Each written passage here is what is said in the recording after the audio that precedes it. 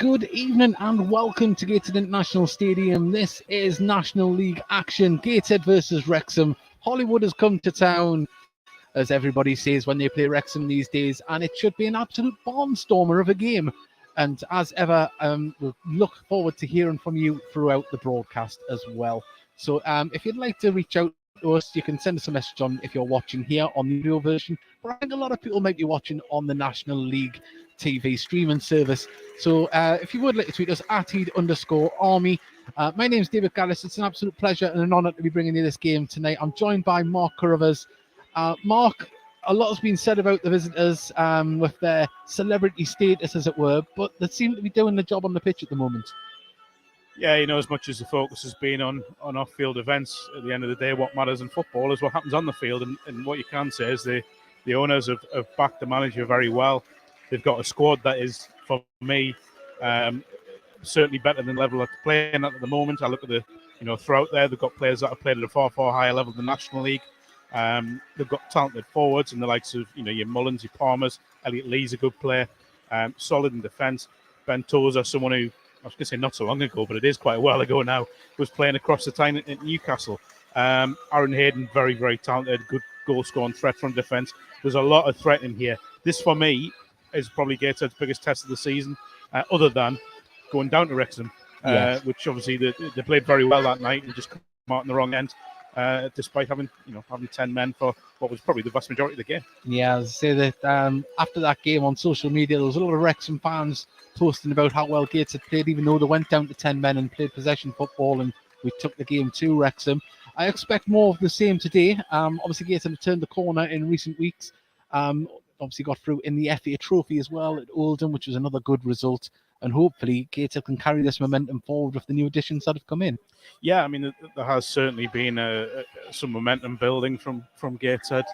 You look at the likes of Castro coming in. Obviously, Danny Elliott's come in and hit the ground running. Phil Marshall's back now as well, which is a big plus. Was a massive part of what happened in the second half of last season, as long as he obviously doesn't do Cruyff turns on his own goal line. But I think what I've enjoyed is with Gateshead, we look at people like Cameron Conter, who's come in from Middlesbrough. I feel like he's grown into the season. When he first came, he just looked a bit nervy, but you look at him now, he looks commanding. It's the same with Kenton Richardson. I think he's been one of the best signs of the season for Gateshead. Someone that can play anywhere across the back four, has been very consistent. And it is a big test, but there is confidence. You mentioned Camille Conter, of course, he's on loan from Middlesbrough till the end of the season. And his addition in midfield helped really free up two players in Owen Bailey and Greg Ollie. Owen Bailey to do more defensive duties and also get himself forward, but also freed up some space for Ollie to try and, with his creative passes and balls through, to give him more space. Well, I think what you're looking at there with Conter and Bailey, they can both do the defensive side of the game well. They can both put their foot in. They can both be disciplined. Now, if Gateshead are under pressure tonight, which I fully expect they will be for parts of the game, those two can just sit in and allow Greg Ollie to sort of break forward and support the likes of Castro, Campbell and Elliott. But this is a massive test. You look at the squad coming off the pitch here, the Wrexham squad, and as I say, it is a highly talented squad, and one that I've seen this season when they played Blythe Spartans in the FA Cup. They didn't really do themselves justice that day and were very lucky to go through. But of course, they are continuing the FA Cup. They made the most of that. They've got a big game this Sunday against Sheffield United, and it's the question that we all pose when someone's got a big game around the corner. Will one eye be on that? No, not at all. And I think the thing is, what you're looking at with Wrexham is they've got the squad capable of really attacking both competitions. Now, you can argue they've already hit the high in the FA Cup because of the result in the last round at Coventry, which was an unbelievable result, by the way. I think that this weekend is a big step up. Sheffield United are flying in the Championship. Yes, they're under an embargo now, but it is a massive test. I'm not saying they can't win the game; they can. But I don't think it would be the worst thing if they did go out, because then it gives them the sole focus of working, focusing on the league. It certainly will. We'll quickly go through the teams. This is how Wrexham line up so far. Mark Howard in goal, Callum McFadden and Ben Tozer, Aaron Hayden, the captain, Luke Young, Jordan Tunnicliffe, Ollie Palmer, of course, familiar to Gated fans from his time when he was at Grimsby. He had a long ponytail then. I don't know if he still got it. Paul Mullen, Anthony Ford, and Tom O'Connor and Elliot Lee, of course, familiar to Gated fans after we played Charlton in the FA Cup last year. I think he actually scored in that game, if memory serves me right. On the bench is Rob Lainton, Liam McAlinden, Sam Dalby, Andy Cannon, and James Jones. For Gateshead, this is how the lineup. We'll be reading it out again when the teams come out. Anthony Martial makes his second debut for the club after rejoining on loan for the rest of the season from Aston Villa, which he did exactly the same time last year. Robbie Tinkler, Kenton Richardson, Lewis Story, Ethan Pye, Owen Bailey, Camille Conter, the captain Greg Holly, Kevin Castro, Adam Campbell and Danny Elliott. On the bench is Dan Ward, Elliot Forbes, Aaron Martin, Lewis Knight and Carl Magny. So we've got cover in all places there for Gateshead. A strong bench and a strong starting lineup. I would argue it's probably Gateshead's strongest starting lineup.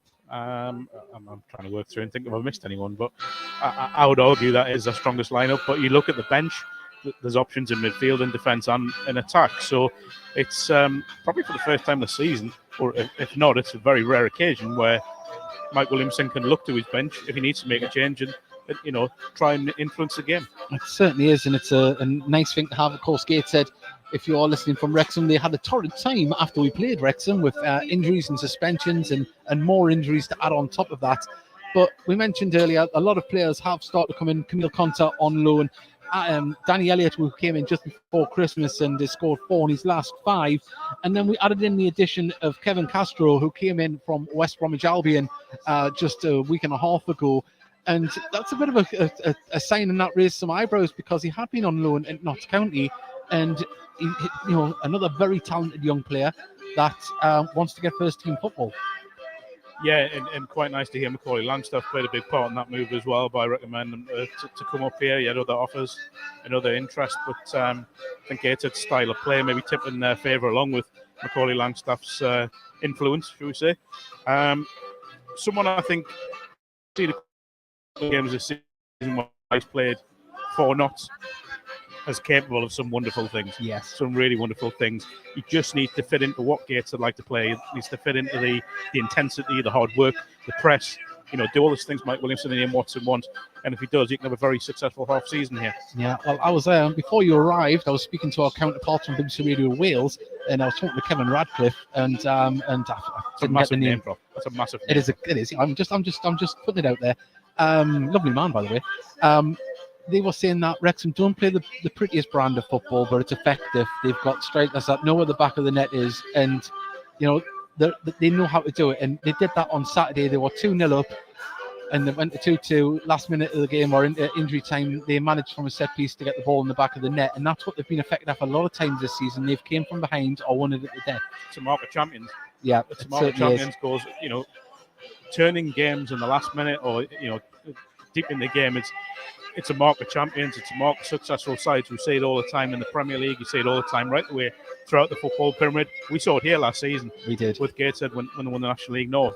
That's what good teams do. They keep going. And this is a very good side. Yes, I would 100% agree. They don't play the prettiest football, but it is effective. And I look, again, talking about the two strikers, Palmer and Mullen, you would do well to get better strikers in League Two than those two. Without a doubt. One thing they do like to rely on, Ben Tozer's long throw-ins, which are ludicrous.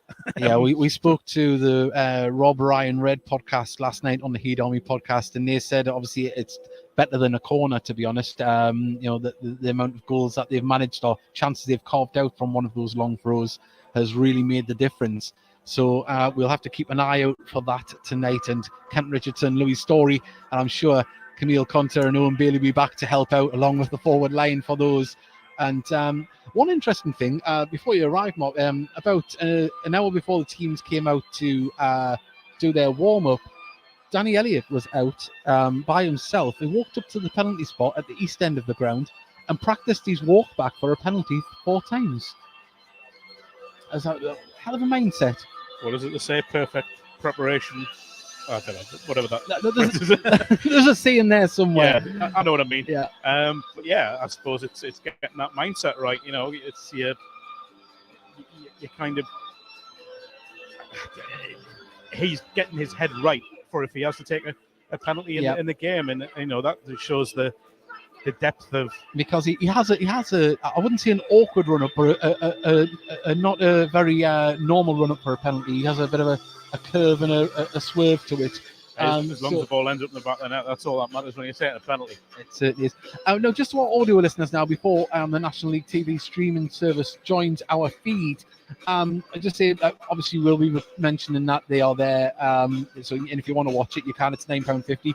You'll hear us on there as well. So it'll be absolutely great if you want to watch the game. It's £9.50, and I think you can switch between any live game that is on as well. But of course, you'd want to stay with us.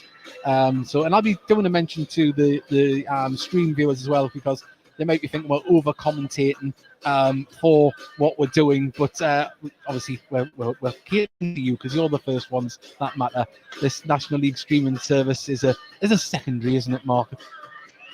It is, but it's a valuable tool for games like tonight, where Wrexham, an amazing travelling support, by the way. 650 it was this morning, I believe, but obviously the we've seen a chair fly down the stand there.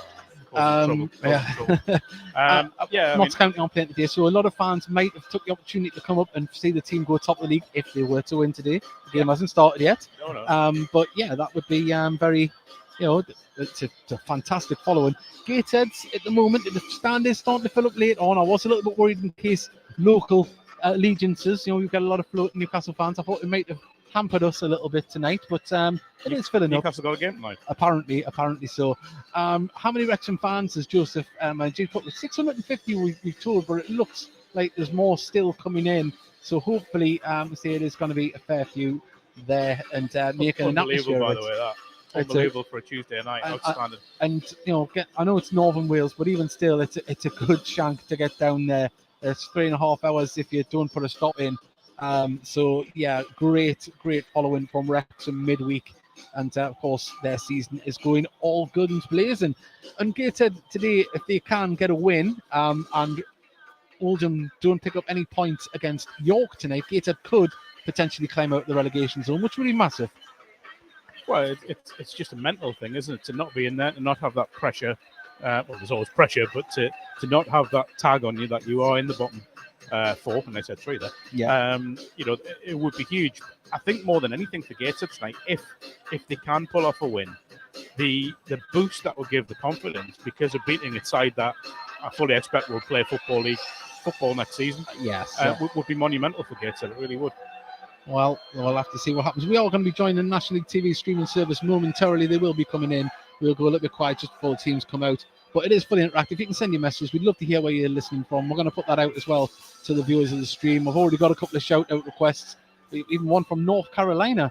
So as I expect, we're going to have a few pins in the map today from people around. And as we look down onto the running track in front of us, the Disney Plus cameras are there.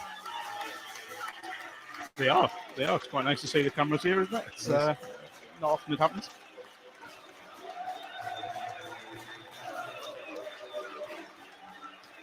Well, if you are joining us now on the National League streaming service, thank you very much for joining us at Gateshead Stadium tonight for this National League tie between Gateshead and Wrexham. There's an amazing travelling contingent has travelled up from Wrexham, 650 plus. We heard before kickoff, but it certainly looks like there's more over there. And we are going to give you everything that you want here this afternoon, or this evening, should I say. We're going to bring every goal, every bit of action. So sit back, relax, and be ready for a fantastic game. My name's David Gaddis, and I'm joined by Mark Carruthers. Mark, we've already done a little preview for the audio listeners. This is a massive game. Oh, huge for both sides. Opposite ends of the table. I look at this Wrexham side. For me, it's a League Two side at least. I look at the quality right the way through the spine of the side. Mark Howard, vastly experienced goalkeeper. The likes of Tozer, McFadden, Aaron Hayden's having an unbelievable season. Jordan Tunnicliffe, massively talented. Ollie Palmer and Mullen up front, really threatening. Elliot Lee, we saw what he could do here last season in the FA Cup with Charlton. And on the bench, there's options as well. That said, Gateshead are starting to improve. You can sense the confidence, a little bit of momentum building. You look at this side, it is arguably their strongest side that they could put out. But it is their biggest test of the season, other than when they went down to Wrexham earlier this season. It certainly is. Well, Mark, you did me a favour there by reading out the Wrexham team, which was great. I'll go through the Gateshead side now. Philip Marshall makes his second debut for the club after rejoining this week on loan from Aston Villa for the rest of the season.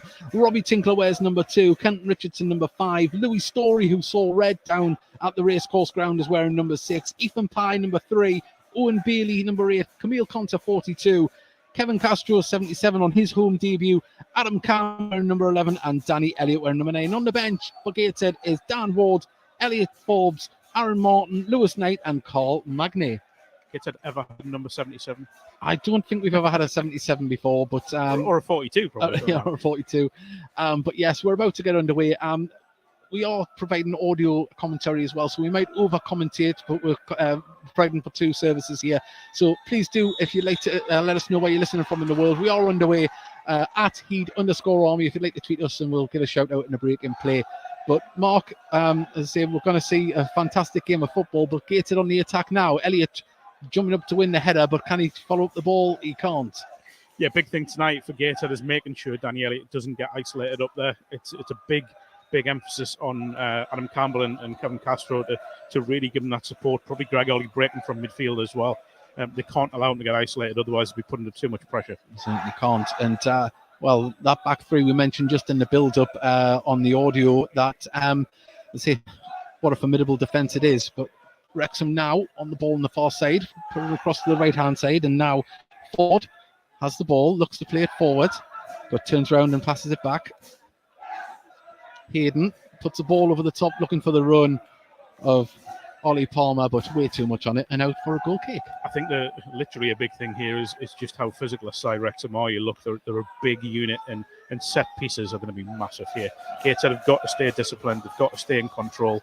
Well, we know all about Ollie Palmer, what he did at this level with Grimsby, and he certainly is a powerhouse forward as Kent Richardson plays it down the line, and the ball now goes over the top, and Philip Marshall gets the ball. Was he fouled? No, referee says nearly stood outside the box there. He liked to give us a few heart attacks last year when he was on loan, as now Gateshead can play the ball down the line as Ollie puts it on for Campbell to run onto, but there's Ben Tozer to see it out on the far side.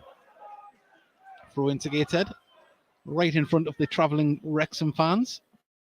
As we mentioned before, absolutely fantastic following. Quite surprised to see Richardson start on the left back, Ethan Pye left centre back. Yeah, if anyone can hear like a chugging noise, it's the speakers above us here, the tannoy system in the stadium. Turn it off. They do need to turn it off. I thought it might be no equipment there. I was panicking. But Gateshead going to take this through on the far side. Robbie Tinkler sees the run of Campbell. Gets the ball back to Tinkler. Tinkler puts the first time ball into the box, but Danny Elliott would have been offside if he had went for that. Gateshead win the ball low in midfield, and now they can build through Kenton Richardson. Camille Conter back to Richardson. He's got Elliott in front of him on the left-hand side, but chooses to go inside to Conter. Gateshead just happy to stay in possession and build from the back once again. There we go. The sound has disappeared. Marshall with a long punt up the pitch, looking for Tinkler. Tinkler, well, fortunately, had come off a red shirt and passes it back to Ollie, who puts it over the top and nodded down, and there was the Wrexham defence to clear it away. Palmer brings it down, plays it off. Oh, well, this is said to be handball by Palmer. I genuinely thought he was giving a handball against Owen Bailey there. It certainly looked that way, but Gateshead have a free kick inside the Wrexham half. Pretty confident start from Gateshead, to be fair. They're trying to get the ball passed around, as we know they will. Certainly are. Whoops. We nearly had Ryan Reynolds appearing on the commentary there. I just pressed Twitter and it brought up the advert from yesterday advertising the game. Good evening. Yes, Mr. Reynolds, yeah, if they'd like to tweet us and let us know where they're watching. But Ollie puts the ball into the box up towards Kent Richards, but Ollie Palmer's there, defensive duties. Conter plays it all the way back to Kenton Richardson. Tinkler back to Philip Marshall. Well, he's looking for movement, but gives it to Lewis Story. Gives it to Ollie. Now Bailey spots the runner on the left-hand side. Out it comes to Kenton Richardson. Brings the ball down. Lays it back to Ethan Pye. Gateshead very happy to stay in possession, let the ball do the work at the moment. As Kenton Richardson receives the ball back, puts the ball over the top up towards Danny Elliott. Beaten in the air, but it falls to Ollie in midfield. Gets it over the top towards Castro, but there was Tozer to clear the ball all the way back up to Marshall in the Gateshead goal. 4 minutes gone. 0-0. And Gateshead started much the way we expected as the ball goes over the top to Elliott. Brings the ball down well. Can he bring in Ollie? He can. Lays it off and Conte with a shot straight into the keeper's hands at his knees. And Gateshead with the first shot on target. Exactly what Gateshead need to do, as I said earlier. That support play for Elliott. Castro got some good space there, about 25 yards from goal. It's a pretty comfortable one. Story puts it back to Marshall. Marshall clears it, but it falls to a red shirt. He couldn't control it that well, but it gets to a teammate. And now Wrexham tried to build down the left-hand side, but Gateshead intercept. Ollie plays it to Conte. Conte closed down quickly. And now Gateshead can quickly move the ball back again there. Wrexham happy just to sit back with Gateshead in possession there. They didn't close down. So Palmer and Mullins, a very capable duo, but Danny Elliott's chasing the ball down towards the dead ball line, puts it back across. There's nobody else there. Campbell's racing to get there, but calmly cleared by the Wrexham defence. And now Ford will play it back. Hayden goes for a crossfield ball going up towards Ollie Palmer, knocks it on for Mullins. It's a lovely touch. Can Mullins control it here? He can. He's got Ford in support. Ford now looks to put the delivery in. He's got Ethan Pye in front of him, plays it inside, and Mullins with a lovely turn and a curling shot, but didn't get the power on it. And Gateshead try and break quickly as Castro now, lovely little bit of skill in the centre circle, gets past another one. Still going though, but he needs some support in front of him as Campbell tries to get past his man and judges to a foul. The Wrexham player that went down there, Tom O'Connor. Nice little flashes there from Castro. It was, yeah, nice bit of footwork. I'd say this is his home debut as well. So it's the first time the Gateshead faithful are getting to see him.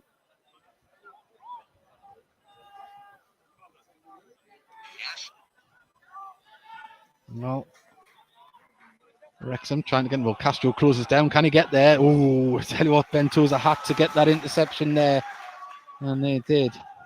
I realise there's only 6-7 minutes gone, but you'd imagine Mike Williamson and Watson will be delighted with the start from Gateshead. Certainly, they're playing like they were last season when we were, charging up the National North League table. This was the brand of football that got Gateshead promoted. Can they keep this up though? This is a tough challenge against Wrexham. And we're into the 8th minute, still 0-0 if you are just joining us. And also you can let us know where you're listening from and watching from in the world at Heed_Army on Twitter. We'll give you a shout out. There's I think Fearless in Devotion, the Wrexham podcast, who helped us get in contact with Gary Mills. We'll give them a shout out. And also Kennedy in North Carolina. So there we go. So if you'd like one, let us know. And it's a goal kick now. As Howard urges his team to get a little bit higher up the pitch. Well, there's Ollie Palmer out-muscled Bailey, but the ball was cleared. Hayden is going to see this ball bounce out. Bailey just going in for a nice little cuddle there, was it? I think it was. It is a little bit cold here tonight. As Conte gets the ball from Story. Good. Very good. And Story carries the ball forward, looking for a runner. Plays it back to Tinkler across the defence to Pye. Kenton Richardson, who is just with the ball in the middle, plays it back across to Lewis Story, who looks years younger with his beard and his new haircut. As you can see, the run of Kenton Richardson here on the left-hand side. Ford was there, didn't get on it, and out it goes straight for a Wrexham throw. Yeah, idea was right. And that crossfield ball that Gateshead love to play. to have to be really precise with it tonight, given the size of this defence, though, that Wrexham have. Obviously, we've seen the ball to Tinkler, you've seen the one to Richardson there. It's going to have to be really precise tonight. Yeah, the two wing backs for Wrexham are quite the handful. Well, the referee decides that's a Wrexham throw. Didn't have a clue. He had a 50-50 chance of getting it right. As Hayden plays it to Young, but he couldn't control it. Conter gives it to Castro. Lovely first touch. Can he get away from the drive? Many is. He's still going with it. Can he lay it off? Good tackle in behind there. He just held on to the ball a little bit too long. I think it was Elliot Lee that got the final touch there to dispossess Castro, as Palmer manages to get the ball to a teammate there. Didn't see his shirt number. It's Mullins. And now they can try and build from midfield in O'Connor.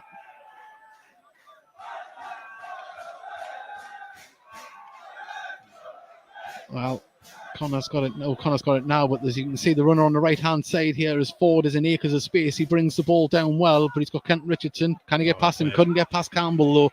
And Gateshead now can try and get the ball moving on the break as Elliot Lee. The ball comes across here now to Kent Richardson. Keeps it in on the left-hand touchline towards the corner of the box. Can he cross a ball in? He can, but it goes out for a throw. And Gateshead looking to hit them down the channels. I will say the referees must have very obvious pull there by Kent Richardson. Wow. Just when the challenge was made down here by Aaron Campbell, he's pulled the Wrexham player back. Well, Bailey now in the centre of the park is going to play it across to Tinkler. Tinkler back to Story. And Story will in turn put this across to... he doesn't. Tried to predict where he's going to put it. Gets to Bailey. Castro drops deep to get involved. Tinkler, nice bit of footwork. Under pressure though, and the ball in there was punched on by Mullins, and Gateshead are able to clean up after that. As Pye now plays a clearance, but it's nodded forward, and Marshall can go to the edge of his box and just do a little keep up and keep it. Yeah, it's patient so far from Wrexham, isn't it? They're not really stamping their authority on the game just yet, but they are just sort of sitting there and letting Gateshead have the ball until well, when they do get a chance, they've got the players with a fantastic first touch to make the space for themselves in the box, or if there's a delivery coming in, they can muscle their way into creating those goal scoring opportunities, which we've seen all season by their results. I mean, the one to watch, you look at Elliot Lee, he's sat in just behind the front two. He'll try and, I keep saying this, but get involved and try and really threaten. Well, Ollie lets the ball go quickly for Castro, and the keeper had to come out quickly there. He read it very well. Good goalkeeping from Mark Howard there. Nice and alert. Well, Tinkler gives the ball to Castro. Castro lays it off to Ollie. Ollie gives it to Bailey. Bailey's got Kent Richardson on here, the left-hand side. There's Kent Richardson cuts inside with it. Dinks it over the top. There's Castro. Oh, this is a defender. Read it well and cleared it. There's a nice bit of vision there from Kent Richardson. Headed clears. Kent Richardson tries to close down forward, and it's been cleared up the pitch, but nobody there. Wrexham sitting very deep there. They are, and they're in danger of getting pressed in here because Gateshead are enjoying the majority of possession. It's just about picking that lock. And it certainly is. Well, into the 13th minute, 0-0 here as the ball goes over the top. Castro's going to try and chase it down, and ball goes out. And he's lucky he didn't give a foul away there. I think he has. I think he's given the foul. To give the foul. Well, at least he didn't get the cards. It's actually a similar performance to what Wrexham put in at Croft Park in the FA Cup. Was a much changed, I should say, Wrexham lineup that day, where Spartans, who, well, let's be honest, they're not having a great season in the National League North, but they enjoyed large parts of that game, Spartans, which was quite a surprise for me, going with quite high expectations of Wrexham, and kind of seeing similar here that they're not really at the moment, and I will keep saying that because I'm not going to tempt fate. They're not really imposing themselves on Gateshead as much as I thought they would. Not at the moment, but I'm sure they will definitely have their spells throughout this game. As they throw it to Gateshead on the far side, McFadden had chased it down and went out of play, but Tinkler standing there with the ball at the moment, steals a few yards and launches it down the right hand side. Campbell tries to run onto that, but Toes is there to clear it. And I imagine Tozer and Campbell might have been teammates once upon a time in the Newcastle Academy. No, I think there's an age difference Is there? between them. Yeah, probably 5 or 6 years, I think. Oh, well, there we go. Thank God I've got you here to keep me right. Need someone to. As I didn't want to say. Robbie Tinkler now on the ball. Castro cuts it inside. Campbell, and he's just beaten to it there by O'Connor. Ball over the top now, and this is where Wrexham are going to be dangerous. Ollie Palmer on the far side. The offside flag hasn't. Oh, now it went up. That was, well, you knew he was going to run on. This is where I don't like officials, where, you know, I know it's the letter of the law, he's got to go and touch it, but away. Free kick to Gateshead.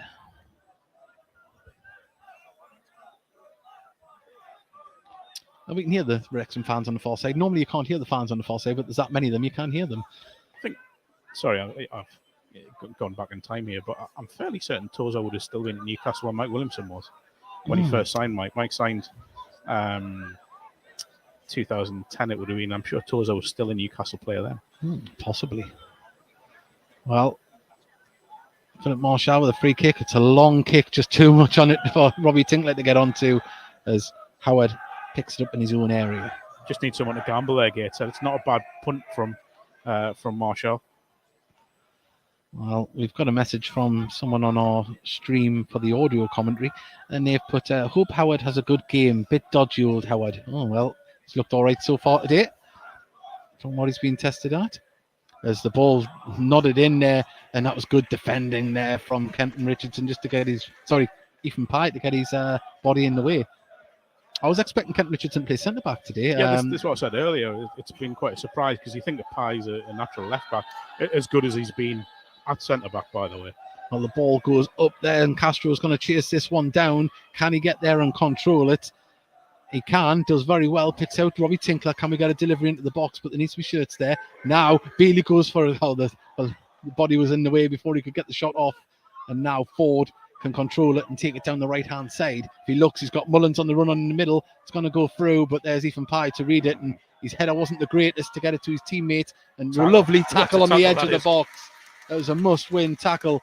And Elliott nods the ball on, and that's going to go out for a throw. But, it's a great tackle. You know, he nearly messed up his position in there, and he just recovered. And, well, lovely stuff. What I like about that is he just hasn't dived in. He's sort of measured the tackle to perfection, if we're honest. At one point, it could have been a bit scary where, you know, it did look as if Mulvey was going to play the ball around him, but he's done brilliantly there, Ethan Pye. He's had a great season. I mean, you think it's his first season at this level. It's been excellent. Well, and that was a good clearance there from Kenton Richardson over to the far side. As McFadden brings it down, Castro trying to chase on and got there to cover it, but the ball forward was good. Not good enough to pick up the red shirt, and Ollie now gets it to Elliott. Elliott needs support, puts it out to Castro on the right-hand side. Gateshead just slow it down somewhat to get more players involved. Campbell. Ollie gives it back to Tinkler. And now Gateshead can build again from the back.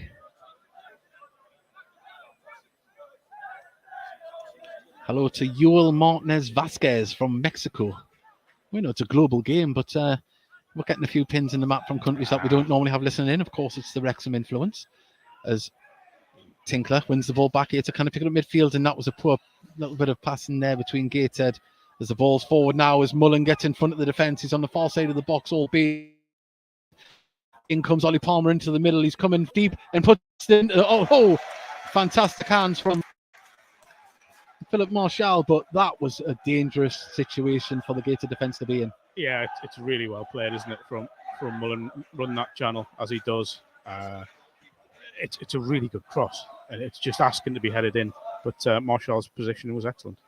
Wow. But again, we see in midfield there from Gateshead that they've been kind of punished for wasting possession. Yeah, and there's a free kick given away just inside Gateshead's half on the far side of the centre circle. Quickly taken. And that's what they can't do if they've got the ball centre midfield or in anywhere in the pitch, really. Got to keep possession. Well, Ollie Palmer slipped there. He's limping somewhat. Too easy. Yeah, and now the Ford's cross come in, and Ollie Palmer is in some discomfort. And that's not what Wrexham will want to see. He's holding his calf there. Gateshead trying to win the ball back, and it's a free kick. There must have been a pull. Yeah, but I have been impressed with Castro. His decision-making has been excellent so far. And he's putting a defensive shift in as well. He's young Portuguese man on loan from West Brom. Switch wings as well, haven't they? Campbell's gone to the right.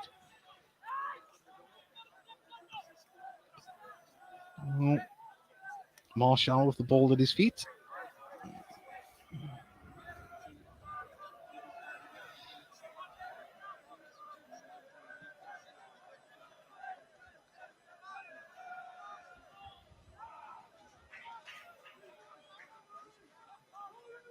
Well, let's wait for this throw on the far side.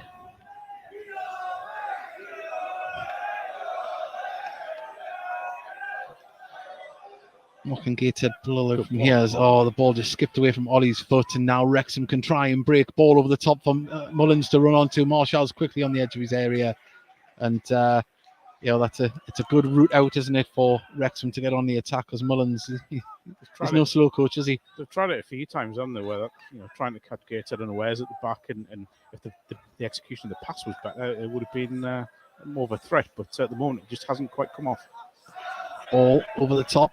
There's Hayden to clear it, but Castro nips in and gets the ball. Contact. Can he get it to Elliott? He can. Elliott goes for a shot, didn't get the power, and just rolls along the grass towards Howard before he quickly distributes it on the far side. And McFadden's going to play the ball. He runs with the ball down the line, still going. Knows the tackle came in, and Mullen drops deep to try and turn, but it's dispossessed. And Gateshead can build from the back once again when they pass it back to. I know it's kind of a given with this Gateshead side, but the work rate has been phenomenal so far. They're not giving Wrexham too much time on the ball. Well, we've got another message from Acapulco in Mexico, so thank you for that. That's from Otoro Garcia. Marshall's just not quite got his radar right so far. Well, we'll let him off. It's his first game back. But Bentosa can pick out O'Connor. Press on. Well, the game's settled into a rhythm, and that rhythm's been a lot of Gateshead possessions so far, but we've seen how quickly Wrexham can break, and that's a lovely bit of control as Bailey puts it out to Campbell. Can Campbell get a delivery in? He's at the corner flag. He's just stopped it, rolls it back to Tinkler. Tinkler puts a one in there. Castro wins the header, but just goes up in the air more than anything else and cleared by Wrexham. And now Wrexham can try and build from the back themselves as they go for a ball over the top again, looking for Ollie Palmer. And Palmer does pick up the ball. There was no one telling Ollie Palmer was coming in behind him, and now McFadden has the ball. Plays it back to Elliot Lee, who's under pressure from Campbell, and plays it across to Hayden now. And Wrexham starting to just get into this game now, moving the ball a little bit quicker. O'Connor looking for movement. Plays it to the captain Young, back to O'Connor. Pressure again. It certainly is. And down on the far side, it's Tunnicliffe. Gets it to McFadden. Back to Tunnicliffe. Good pressure from Campbell to make the ball pass backwards, but Wrexham still in possession. 22 minutes gone. About to go into the 23rd minute. 0-0 if you are just joining us here. And we've got a good game of football on our hands.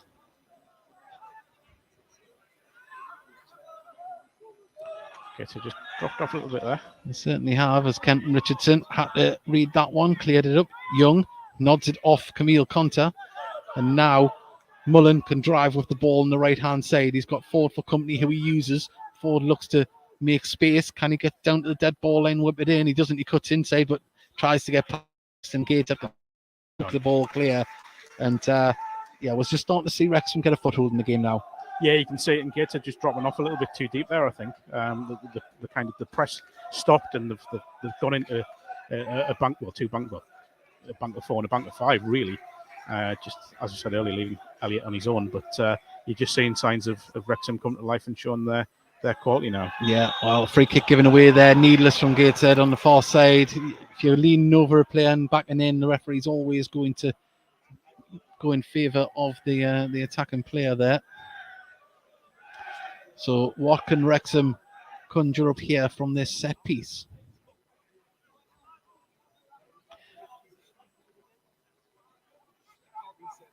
We've got a Brazilian Wrexham fan, Lucas. Thank you very much for joining us. Liv Walden as well. She's got her internet connection up and going. She's watching us as well Thank you, everyone. Wib for sending your messages. We'll get them in a break and play. But O'Connor stands over the ball at the moment.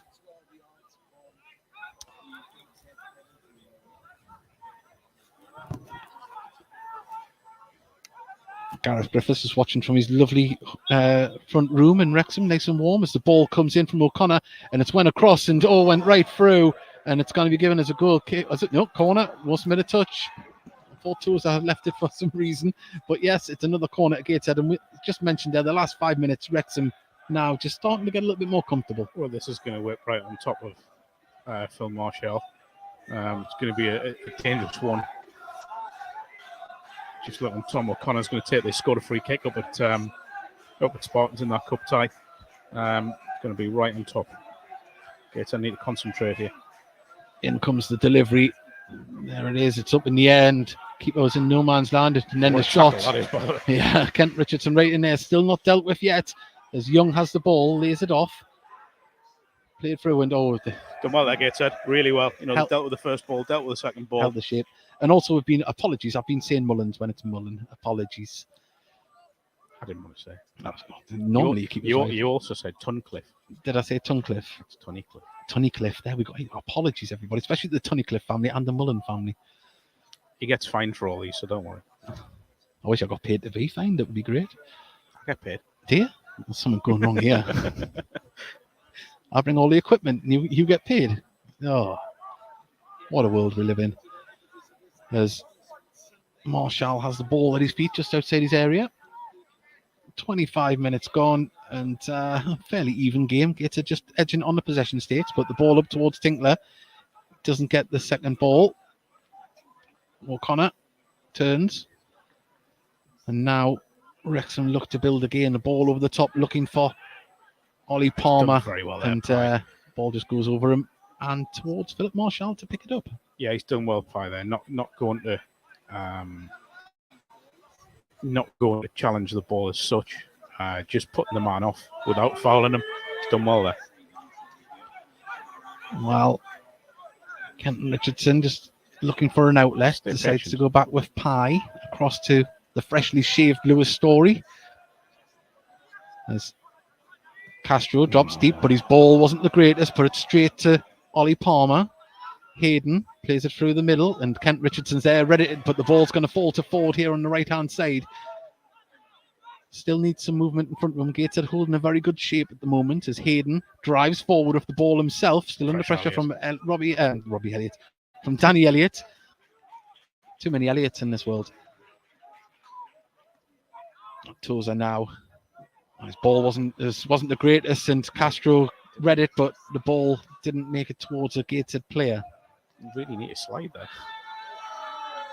Well, Lewis Story clears the ball and goes out of play on the far side. Yeah, not too much in it at the moment, is it? You'd argue Gateshead had the best, well, better of the opening sort of 13, 14 minutes, but Wrexham have sort of not taken control, but certainly had the better of the Certainly second. is. I mean, if you are just joining us, of course, it is 0-0 here at Gateshead International Stadium, Gateshead versus Wrexham.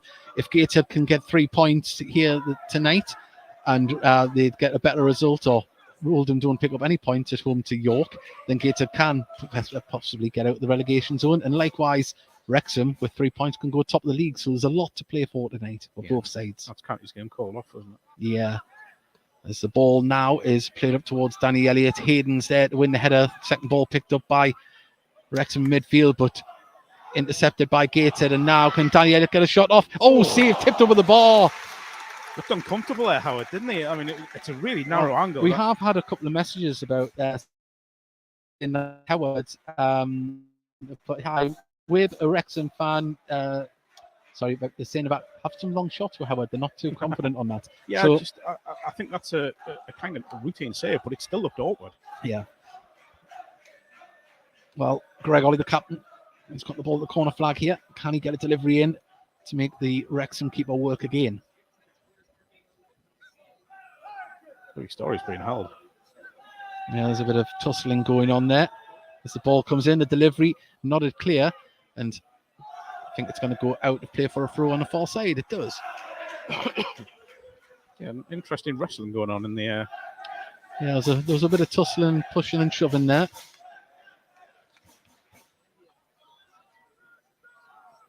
Tinkler, the ball aloft. He wants some movement in front of him. We need a teammate to aim for as Conte does a little jig. Castro comes over. Castro eventually gets it. Plays it back down the line to Tinkler. Tinkler under pressure, does well. Lays it back to Castro. Castro now plays a ball across to Campbell and just beaten in the air. But Ollie picks up the second ball, gets it to Danny Elliott. Control evaded him, but it fell to a grey shirt and Gateshead can try and build again through Campbell. Plays it across to Conte.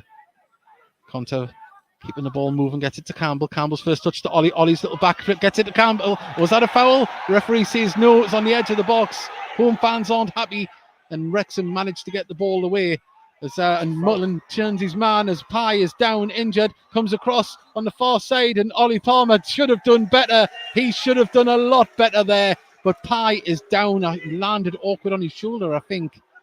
So hopefully Pye is all right, but great work by Mullen, but Palmer should have done better. Yeah, it's kind of similar to what Pye did to Mullen earlier on, where he's sort of edged him out of the ball when the aerial ball came in, and Pye's just come out the wrong end of that one. It's proper forward play, you've got to say, from Mullen, using all that experience. Should have took advantage of that, you know. They really should, because sorry, it wasn't. It was Palmer, wasn't it? Palmer, yeah. Calling for a little pull by Pye's back up on his feet. The referee wants a word with. This is the referee getting the ball to drop it on Marshall's feet. Yeah. There was calls for a pull as Palmer went through, but hasn't been given. Well, Jay is watching in the Upper East Side of New York City. Great podcast thus far. Thanks. Well, thank you very much for joining in. I'm going there in October. Well, I tell you what, and this goes to Jay as well. I think there's a JJ Mellons. Jay might let us know. It's a fantastic burger place on the Upper East Side, and I didn't get to go there when I was there last summer. So there you go. Classic old style burgers. And also, Fearless in Devotion, the Heed Army lads are the best reasonable, unbiased comms at Gateshead. Great stuff so far. Thank you very much. It's Mark that makes the show. He just keeps me in line. Didn't want to say. Kent Richardson plays it. Crucial interception by Ford. Plays the ball at the top. Ollie Palmer wins the header. Can Mullins get onto the end of it? I don't know. Owen Bailey does well to turn and get the ball away. And, the Gateshead defence and midfield that's helping out really do have to stay switched on with them too, because they've got a fantastic communication. You can see that, can't you? They know where each other are on the pitch. Yeah. Just for a second there. Yeah, Gateshead, we know they're going to try and play out from the back. We know they're trying to go play through the thirds and all that sort of coach speak there is these days. Sometimes you do just have to be a bit careful when you're being pressured by players like Mullen and Palmer. There are times when they'll, have to maybe just go along and try and get Danny Elliott's pace in behind. Well, I'm just double making sure they got the name of that restaurant right. I don't think anyone's that bothered. Oh no! If you go in, it's a fantastic place. So I hear. I didn't get there myself. Virgil's barbecue place just off Times Square is very nice. As now, Conte just looking for an outlet, plays it back to Pye, who doesn't seem to be showing any effects of that foul before. Now we're starting to see Wrexham push out a little bit when Gateshead have the ball at their feet.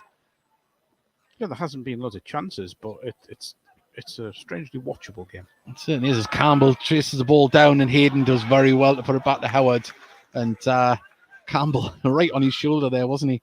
Yeah, anything less on that from Hayden, and Campbell's in there. Yeah, it is. You're sensing something's bubbling under here. Both sides are playing well, I would say, and playing to their strengths, but we're just waiting that first real golden chance. Well, Campbell picks up the loose ball, plays it across to Castro. Castro's first touch takes him between two players, gets it to Tinkler. The ball has to move backwards, though. Right. Gateshead still in possession. And, we try not to be too biased, but at the moment, from a Gateshead point of view, you wouldn't know that they were at different ends of the table at the moment. No, 100% agree with that. Conte has the ball. He's cuts inside with it, plays it inside to Elliott. Elliott gets it out to Kenton Richardson. Now, if he's going to put it in, we need a good delivery. In comes towards Elliott. And was that a push down there? Penalty. Go. There was appeals from the fans here. And, well, it looked like there was a hand on the back. We're not blessed with replays from our commentary position. But there was a good chance. I've seen them given, but it would have been soft. It would have been a very soft penalty. But it's a great ball in, by the way. We know that, but what a ball in from Kenton Richardson. Well, Howard with the clearance. And what a clearance that is, by the way. Headed clear by Lewis Story. Picked up by O'Connor. McFadden puts the ball over the top, and Ollie Palmer's going to chase it down, but Philip Marshall is going to play it off him. Heart was in my mouth for a second there. Big thank you to everyone that is tuning in tonight. We hope you are enjoying it, or afternoon, or early morning, wherever you are in the world. And hello to the Notts County fans, actually. Yes, as well, by the way. Yes, Darren Smart has tuned in. Notts County fan listening. Come on the heed. I wonder why he's wanting Gateshead to win. Probably just appreciation of Macaulay Langstaff and Kevin Scott. It could well be. Someone's put, nice to hear Ant and Deck doing comms. Great stuff. Which one's Ant? Which one's Deck? Is that a general question? No, I meant between me and you. Obviously, popular TV presenters in the UK from the northeast. If anyone from around the world's thinking who Ant and Deck are. Everyone knows who Ant and Deck are. Yeah. And we've got a Wrexham fan from Ireland as well, tuned in. Thank you very much. Kennedy as well, who we give the shout out to before. We'll read out some more later on. At Heed_Army, if you'd like to send us a message here on the broadcast. I'd love to hear from you where you listen on in the world. As Young. Oh, lovely stuff from Story to get in front of him there. And the ball is cleared by Gateshead. Conter keeps it in, but his touch just takes it away from him. Ford now can play it back to Hayden. Hayden back to Tozer. And your Wrexham doing as Gateshead were earlier on in the first half, just passing that ball around the back nicely. Oh, well played. Very well played. Well, we've got Darren Walden listening in from the Irish Sea. He works out there on a gas refinery or storage. Struggling with internet connection, but hopefully he knows what's going on here as Ford gets the ball on the right-hand side, cuts inside with it. He's got Young for support, the captain. Young plays it inside. Ollie Palmer does very well, but Gateshead managed to get the ball off him. But Hayden picks up the ball. Gateshead's having to sit deep now. As O'Connor looks forward in space. Hayden's going to pick him out now. Oh, he isn't. He's seen the runner go over, but plays it into the centre. O'Connor switches on. Ball across to the far side. And now can they get a delivery in as Gateshead just intercept, but they've got so many men deep they couldn't get out to push that further out. As Gateshead make them play it all the way back to Tozer. And this ball to Hayden wasn't the greatest, but he's got it under control. Good. Oh, and lovely stuff from Campbell to win the ball. And unfortunately, his pass wasn't the greatest. But Gateshead can pick it up here. Kent Richardson plays it inside to Owen Bailey. Bailey back to Story. What I like there from Gateshead, they're really patient. You know, they're pressed at the right time, they've sat back at the right time, and they've got to nick that ball and back in possession. Now they've got to make it count. Certainly is. We've got lots of people sending messages. Keep them coming in. We'll read them out very shortly. But 37 minutes gone here at Gateshead International Stadium. National League action. Gateshead 0, Wrexham 0. And it's a very open game as Ollie Palmer holds the ball up. Gives it to Ford. Ford tries to open up down the right-hand side, and he does. Pye is going with him, but he goes inside and goes down. I'm going to say that's going to be a yellow card. I think it will be a yellow card there. Just clipped his heels as he went past him. It was a good drive and run from Ford there. Dangerous. And so is this free kick, by the way. Well, we've got a Clash fan from Austin, Texas. Anglesey Reds. Jamie listening in. 7-4 from Australia. So thank you very much to everybody.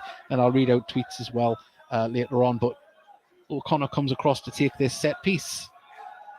And wow, there is so many messages coming in. We'll get through to them every so often. GJ Mellon, he lives 3 blocks away from there. So I'm so... How small is this world? I wouldn't like to walk it. Not from here.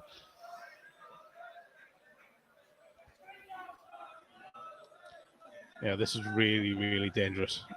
This is one of those where if the ball's right, it may not even need a touch to go in. Yeah, and we know Hayden as well, very dangerous from set pieces. He can hang in the air like a salmon. I'm sure he's in double figures this season.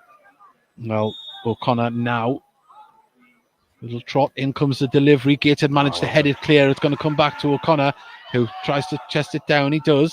Now he puts a ball in towards the edge of the box. Gateshead clear. Ollie with the second clearance, and now Gateshead can just push their lines out and get a better defensive line as the ball is played forward by McFadden, and Story can just... Well, Ollie Palmer tries to muscle him out the way, but the ball had already went out of play. I know I keep saying this when we do come here, but Louis Story's done very well this season, given that he's never played at this level. You know, I mean, the jump up when we first signed him from Hebburn Town, he was the FA Vals winning captain, Northern League side, which is 4 leagues below this level, only regional based as well. He jumped up to the National League North, looked great, and there was might have been question marks on him coming up to this level, but he's settled into it thus far, hasn't he? He's an intelligent lad, Louis. He knows the game inside out. Oh, somebody. And Irwin's put top-notch commentary. Thank you very much. New York has some decent food places, but Wrexham's a gastronomical capital of the world. I'll take your word for that. We've got Percy Sugden from Coronation Street from Manchester Twitter account said hello. I don't know if that is actually him. But Jord as well sent a message. But here comes the first long throw. We talked about this in the build up to the game. Oh, he's having a bit of a stretch. Here we go. He's got a long run up with the running track here. And in comes the ball. It's launched up towards the 6-yard box. And now it's been put over the bar. And if it had been at the other end, I had a line for McElhenney that it would have hit the Millennium Bridge. But it wasn't. Alas, it was the wrong end. Have you ever watched Always Sunny in Philadelphia? Just in case he's listening, yes. I do like Deadpool. Yeah, Deadpool's all right. What about R.I.P.D.? Not as good as Wolverine, though. Oh, who is? Hugh Jackman could have your question in yourself, really, couldn't he? So could Ryan Reynolds, to be honest. Dave, I don't know where you're going with this. Well, my wife told me that if he was here, she was going to come down with the kids. I was saying, you're still not going to have to pay to get in. I can't get you in. This has all gone a bit weird now. It has. But, we're trying to keep it light and jovial. In case you wondering, nothing's happening in the game, by the way. Howard now clears the ball. Jordan's listening in as well. Thank you very much for your message on Twitter. Ford brings the ball down. Plays it back to Hayden. Hayden picks out O'Connor, who's been heavily involved for Wrexham at the moment. Everything seems to come through him through the middle, doesn't it? As Mullen. Good cover from Louis Story again. Yeah. We've just been praising him, but he's done really well there. Another throw-in, I think we're going to get here. Well, here we go. Tozer. He's already warmed up with one just before.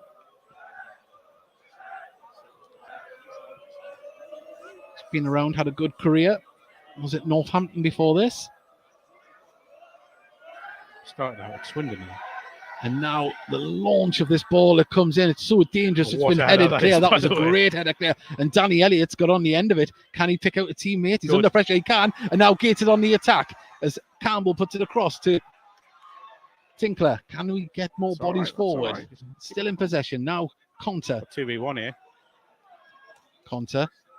Still going. He's got the overlap with Richardson if he needs him. He's seen him now. Can we get the delivery? In it comes. It's going to go deep and headed clear. Can Gateshead pick up the second ball? Bailey nods it back in. Castro picks it up, but he's dispossessed from behind. And let's see, I've been impressed with Tom O'Connor so far. Well, I don't know where that come from, but no, O'Connor's looked dangerous, hasn't he? Everything seems to be moving through him in midfield. Yeah, he was one of the ones that really, I know I keep harking back to this game at Blythe, but it's the only time I've seen them this season. They were he was very impressive that night. And scored a wonderful free kick as well. Yeah. He's been real quality. But Gateshead are more than holding their own here. Well, we've got 2.5 minutes left of normal time here. Make it by our clock in the ground as the ball goes up towards Ollie Palmer. He nods it down and Young did so well there just until the end. But Gateshead managed to clear it. There's Danny Elliott. Can he hold it up for a teammate? He can. He just keeps it in. And now Conter plays it across to Ollie. Ollie looks to get the ball forward back to Conter. And this is a good break from Gateshead. Ball across to Campbell. Can he get a shot off? 1-on-1 with the keeper. Oh, good save by Howard. And that was a good decisive break there by Gateshead, and we need to see more of that from a Gateshead perspective. Yeah, that's, Cameron Conte has done unbelievably well there. What a pass that was to Campbell. It's a lovely first touch. You couldn't ask for a better first touch, and you just expect them just to stroke it past the goalkeeper. It's a good save. He stood up well. Howard, he hasn't committed, because I think we know if he had done that, Adam Campbell would have maybe dinked it over the top of him, but he's just stayed up and stayed strong, and he's done well.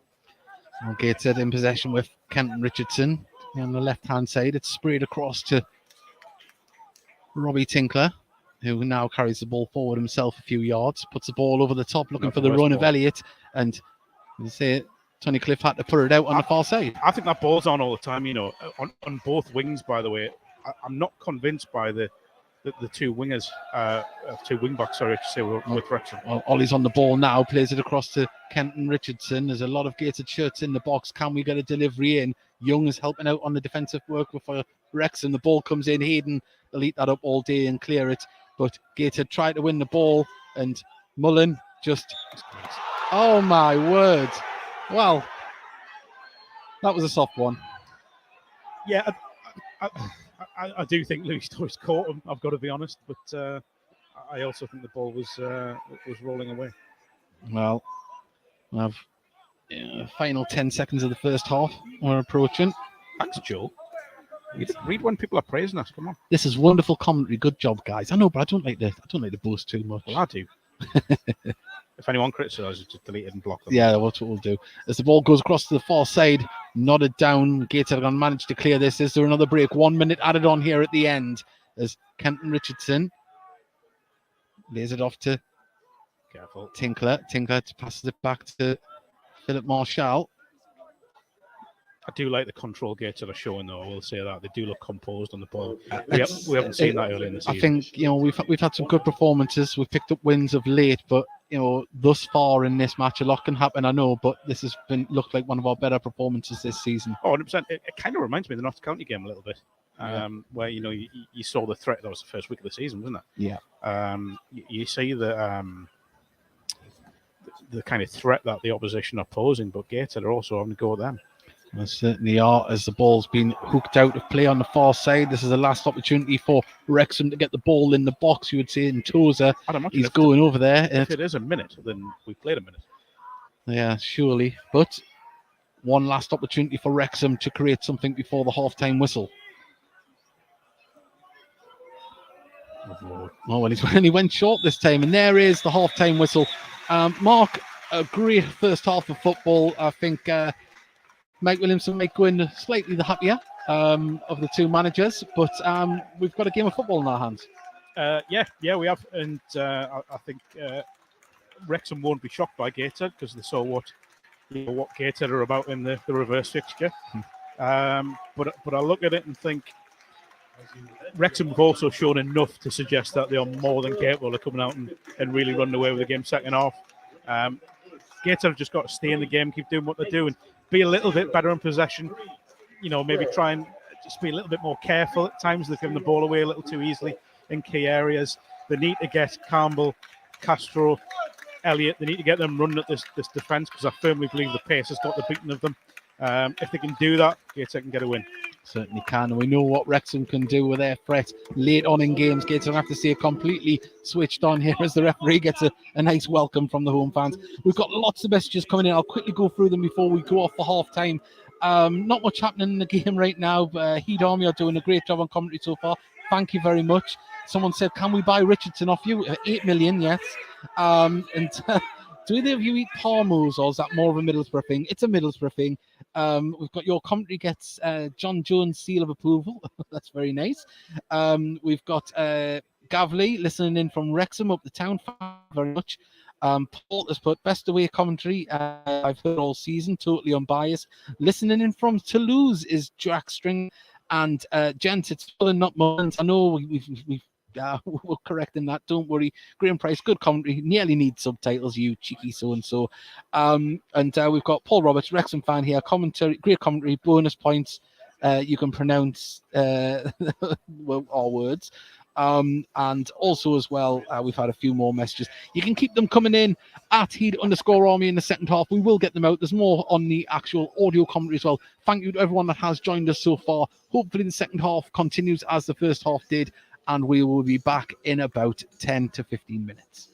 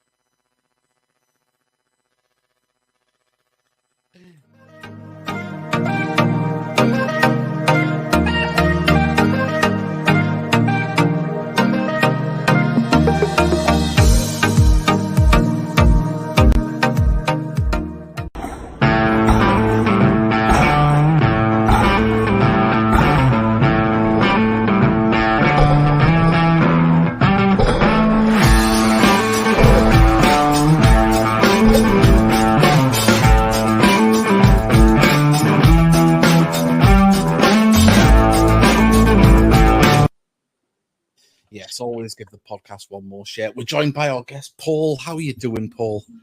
Evening, chaps. You all right? Yeah, fantastic. Can you hear us all right? Yeah, all good. Yeah. Oh, good. You always fear when we have a guest come on. Sometimes the link isn't the greatest, but it's nice to see a fella Baldy come up. Look at that. Get in. You're like me. You got more hair on your chin than on your head. They say I should turn my head upside down. Yeah. I've been told that a few times, to be fair, Paul. You've been told to have your head a shake, Mickey. Paul, obviously we've got the game coming up on Saturday.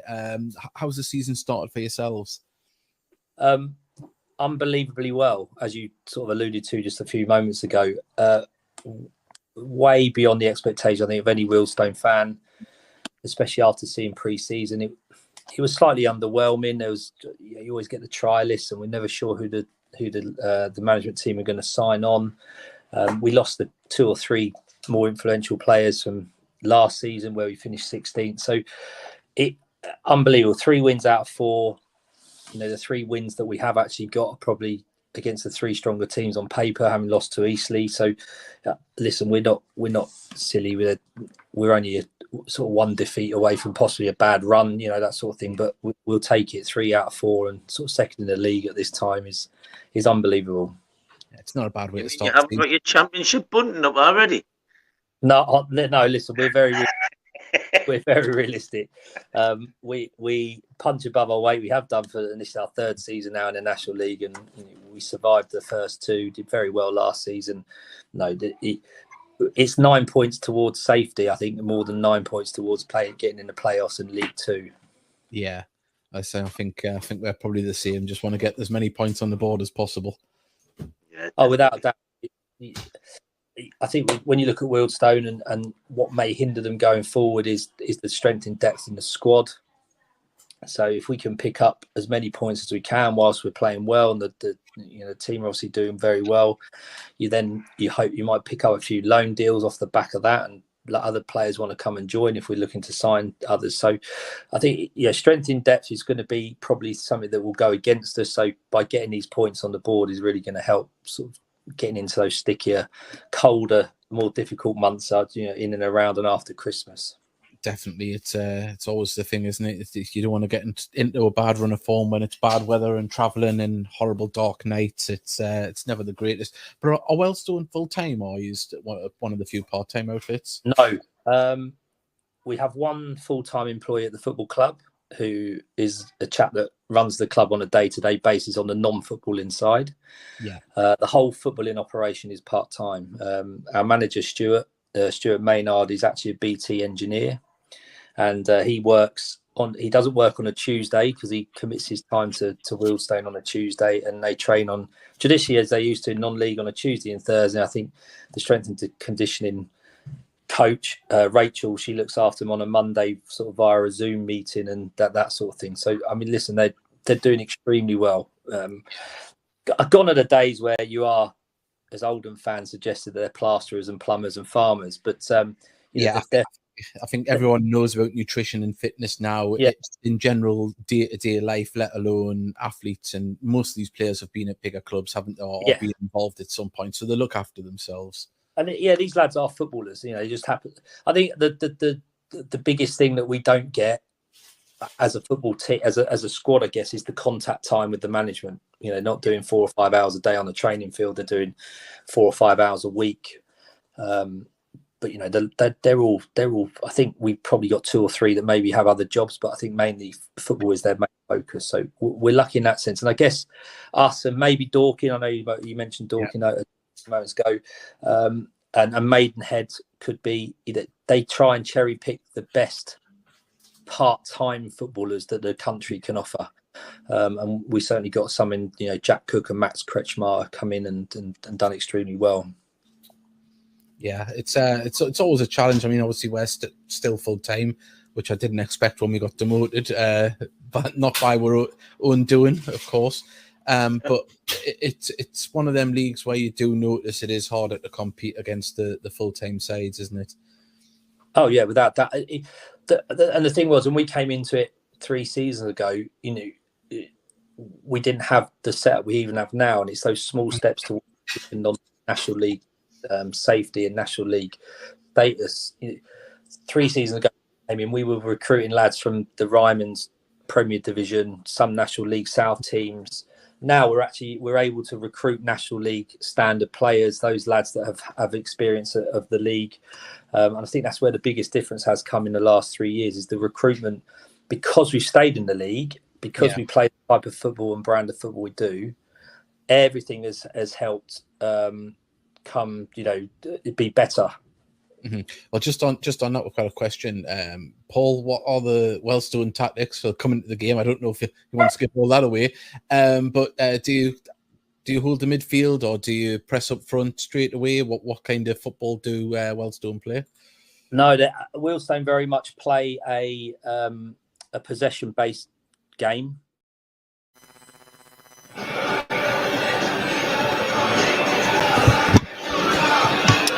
Hello there, everybody. We are back, and just before we get into the second half, we'd like to advertise our podcast, the Heat Army podcast. We normally broadcast on a Thursday at 9 p.m, and we'll be doing that this week, and hopefully we'll be speaking to a Wealdstone fan before we play them, and also talking about this game here tonight. So if you'd like to like and subscribe to our YouTube channel, that would be a massive help. It'd be lovely, and also we'd love to hear from any Wrexham fans as well about this game, because obviously you're watching it now around the world. We'd love to hear from you. We spoke to Rich from the Rob Ryan Red podcast, and we've also spoke to Fearless and Devotion in the past.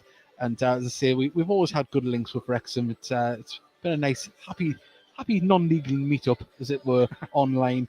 So yes, we'd very much appreciate that if you would like to join us on Thursday.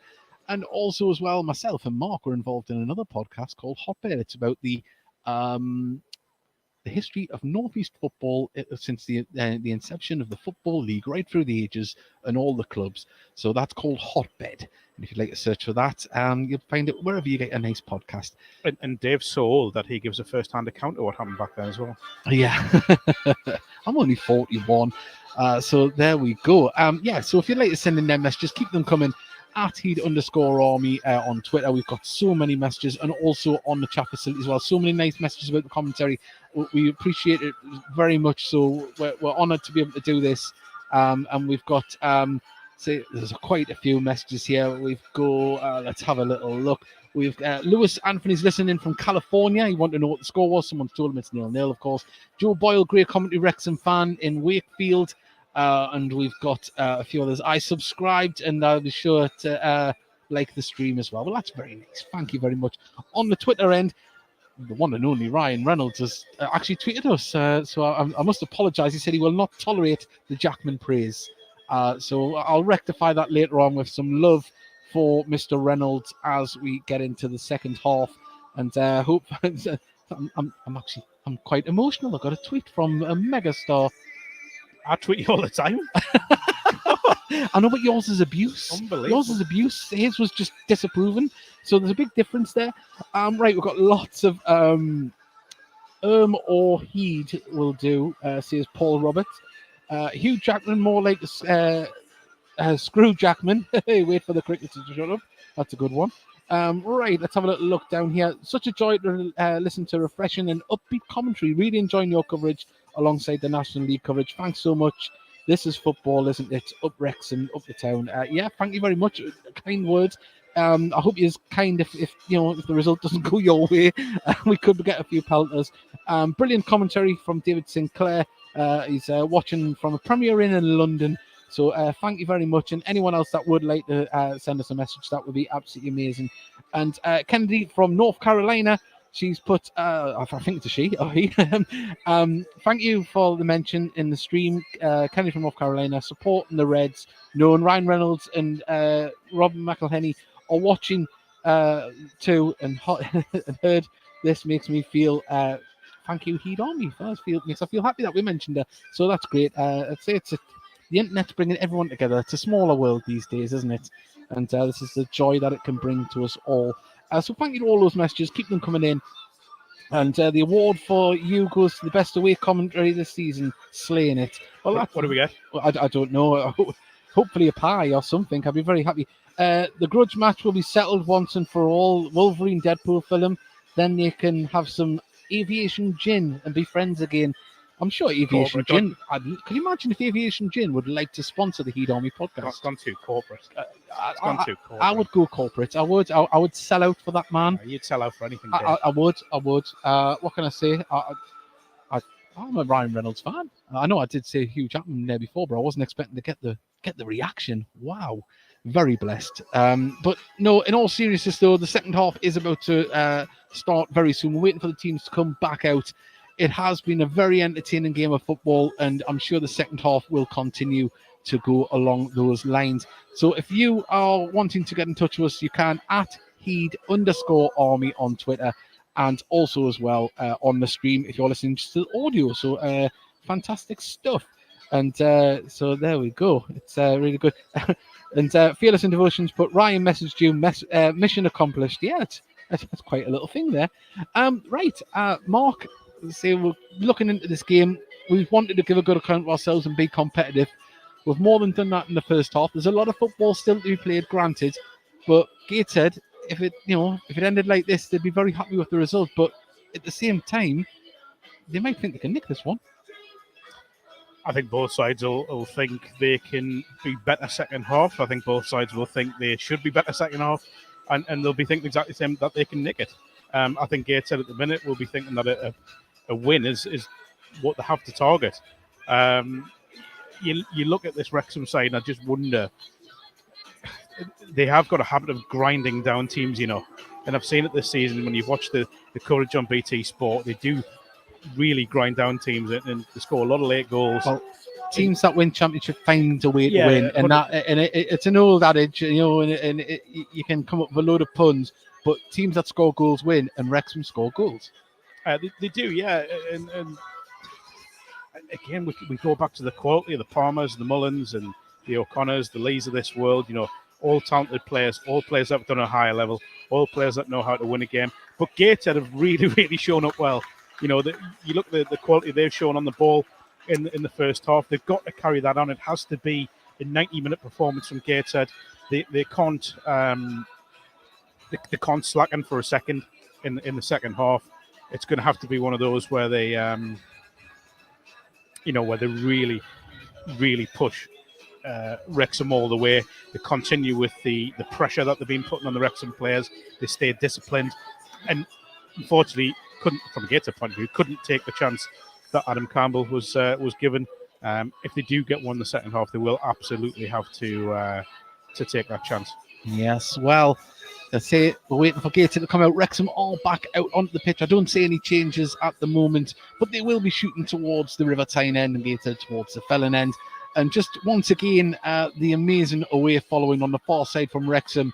You know, they've travelled right up the length of the country practically to come and join us here in the northeast. And thankfully for them, it isn't raining. It is cold, but as you may have seen on the camera during the broadcast, that the roof isn't actually on the east stand, unfortunately. And away fans at different points in this season have unfortunately been underneath that horrible rain that we often get here on Tyneside.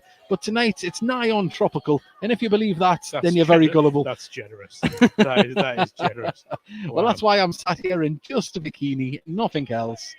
But Gateshead are coming back out onto the pitch. Philip Marshall runs over, having to grab a drink of water on the far side of the dugout there, and we're going to get back underway very, very shortly. Once again, if you'd like to message us, we've had a message from Neil Robinson. He's listening in Crystal Palace. Great work as always. Thank you very much. And also say, if you want to message us, @Heed_, and we'll get that. So there we go. We're getting this all in. Watching in from Aberystwyth. It's how do you say that one, Mark? I've butchered enough names on this commentary. I don't want to do any more. Steve Davies. Steve Davies. Well, no, you not that one. The one underneath from is it Gwyn and Chris? I hope honest apologies. I'm gonna give you a hospital pass and let you take that one. Yeah, I'll take that. I mean, I'll fully put my hands up to it. Dyslexia and commentary is a bad mix, but sometimes it works. And today, so far, I'd say I'm about 90% in there. So we're doing all right. So fantastic. Someone's put, listen in on YouTube, best National League commentary I've heard. Keep it up. Good work. Thanks, thank you very much. Well, we're back underway. Thanks, ma'am. As Owen Bailey sprays the ball out to the right wing. But there was Tony Cliff to head it clear, kept in by Wrexham and put down the line, and that's going to go out of play for a Gateshead throw. I will go back and say that it's a stunning away support. It is on a shot from Campbell just over the bar there.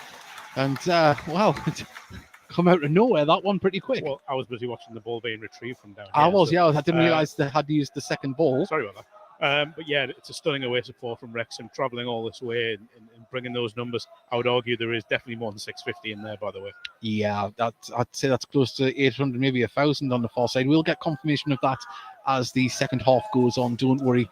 We want to applaud every one of those travelling away fans on the far side. There's a lot of fans in the Tyne and Weir stand here where we are making their way back from getting their half-time refreshments. But it's a throw on the far side.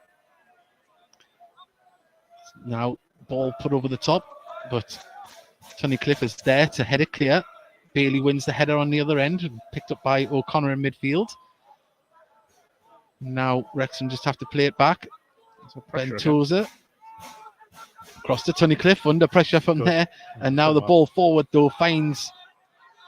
Elliot Lee does very well there, dancing towards the edge of the box. Can he get a shot? Lovely touch to Mullen. Mullen pulls it across, and Gateshead clear the ball, hooker by crook. Yeah, Gateshead's defence there has just buckled a little bit because you've got two dropped in, one's come out to close, and they pressed the offside really well there. Or beating the offside, I should say. Well, now the ball's put in there. It's a good ball, and well done, Phil. Marshall just got a hand to it and palmed it away towards the corner flag. It's still in with Wrexham now, and fainted the ball, give it to Lee. Lee goes for a shot from out to the box, deflected. It went out towards the dead ball line, pulled back and put behind, and that is a corner on the far side. Well, Dave, you don't often get a lot of things right, but you called it at half time that Wrexham would come out second half and have a go in the early stages, and you were bang on. Yeah, they've definitely got the urge to get something done in this game early on in the second half. As we wait this delivery to come in towards the 6-yard box. Marshall just gets a hand to it. Can they clear the ball, though, as Young lays it back. And now the ball going to come back into the box. It's dangerous. Hayden was hanging about. And now Castro cannot control it. And the ball goes out for a throw here on the left-hand side. So Mullen has the ball. down here on the left-hand side, cuts back, going to lay it back, and that's a nice bit of work. Pull it in, going to fall to O'Connor, who gets a shot off, but straight into the hands of Philip Marshall. Gateshead just need to gather themselves a little bit here. Just a little bit composure lacking in the first moments of the second half.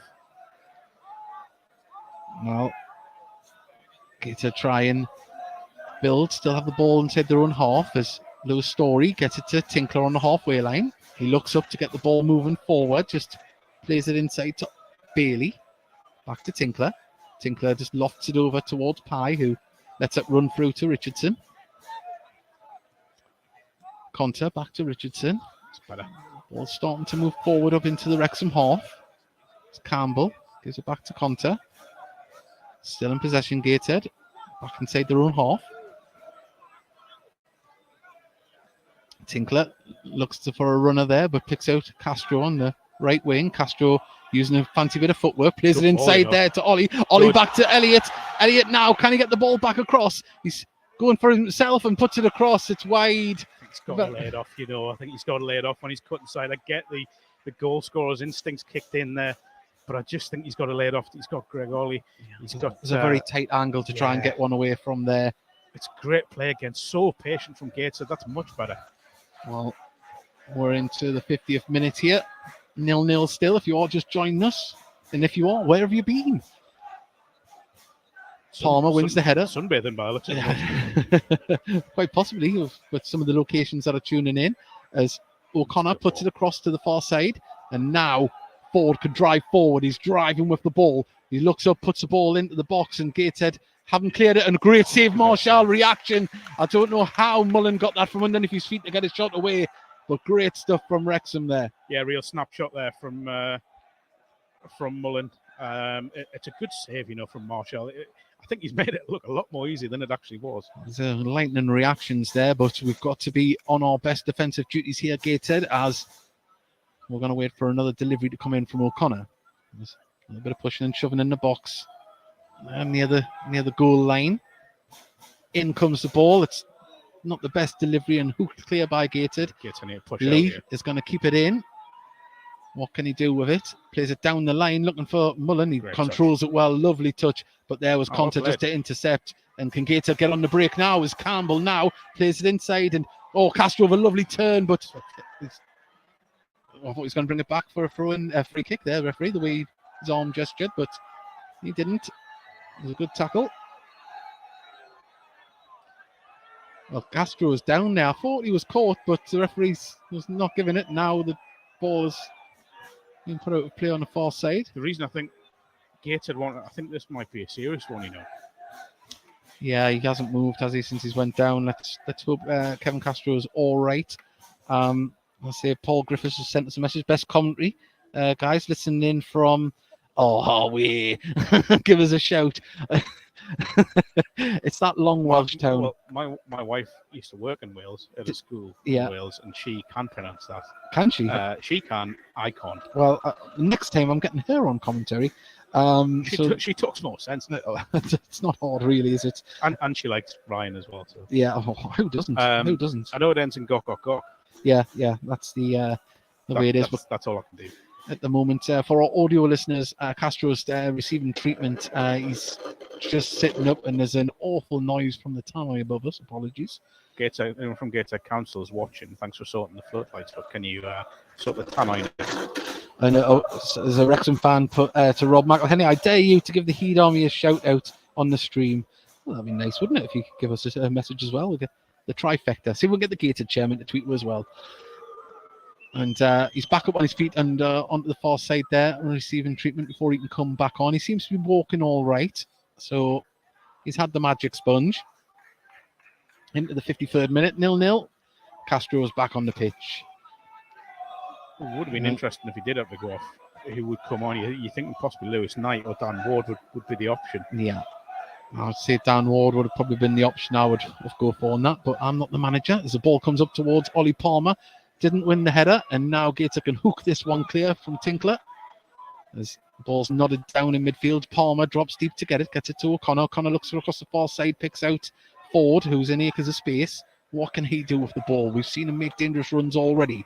Now, just lays it off. Hayden ventured higher up the pitch. He gets the ball back from O'Connor. Puts the ball into space. Tunnicliffe. Well, I don't think, well, from our vantage point here, it didn't look like he made any connection to the man, but it's a free kick nonetheless. The referee hasn't pulled any cards out, which is good. I mean, for us. We should say we haven't got the benefit of replays, but Adam Campbell did seem to slow down as he went in to make the challenge.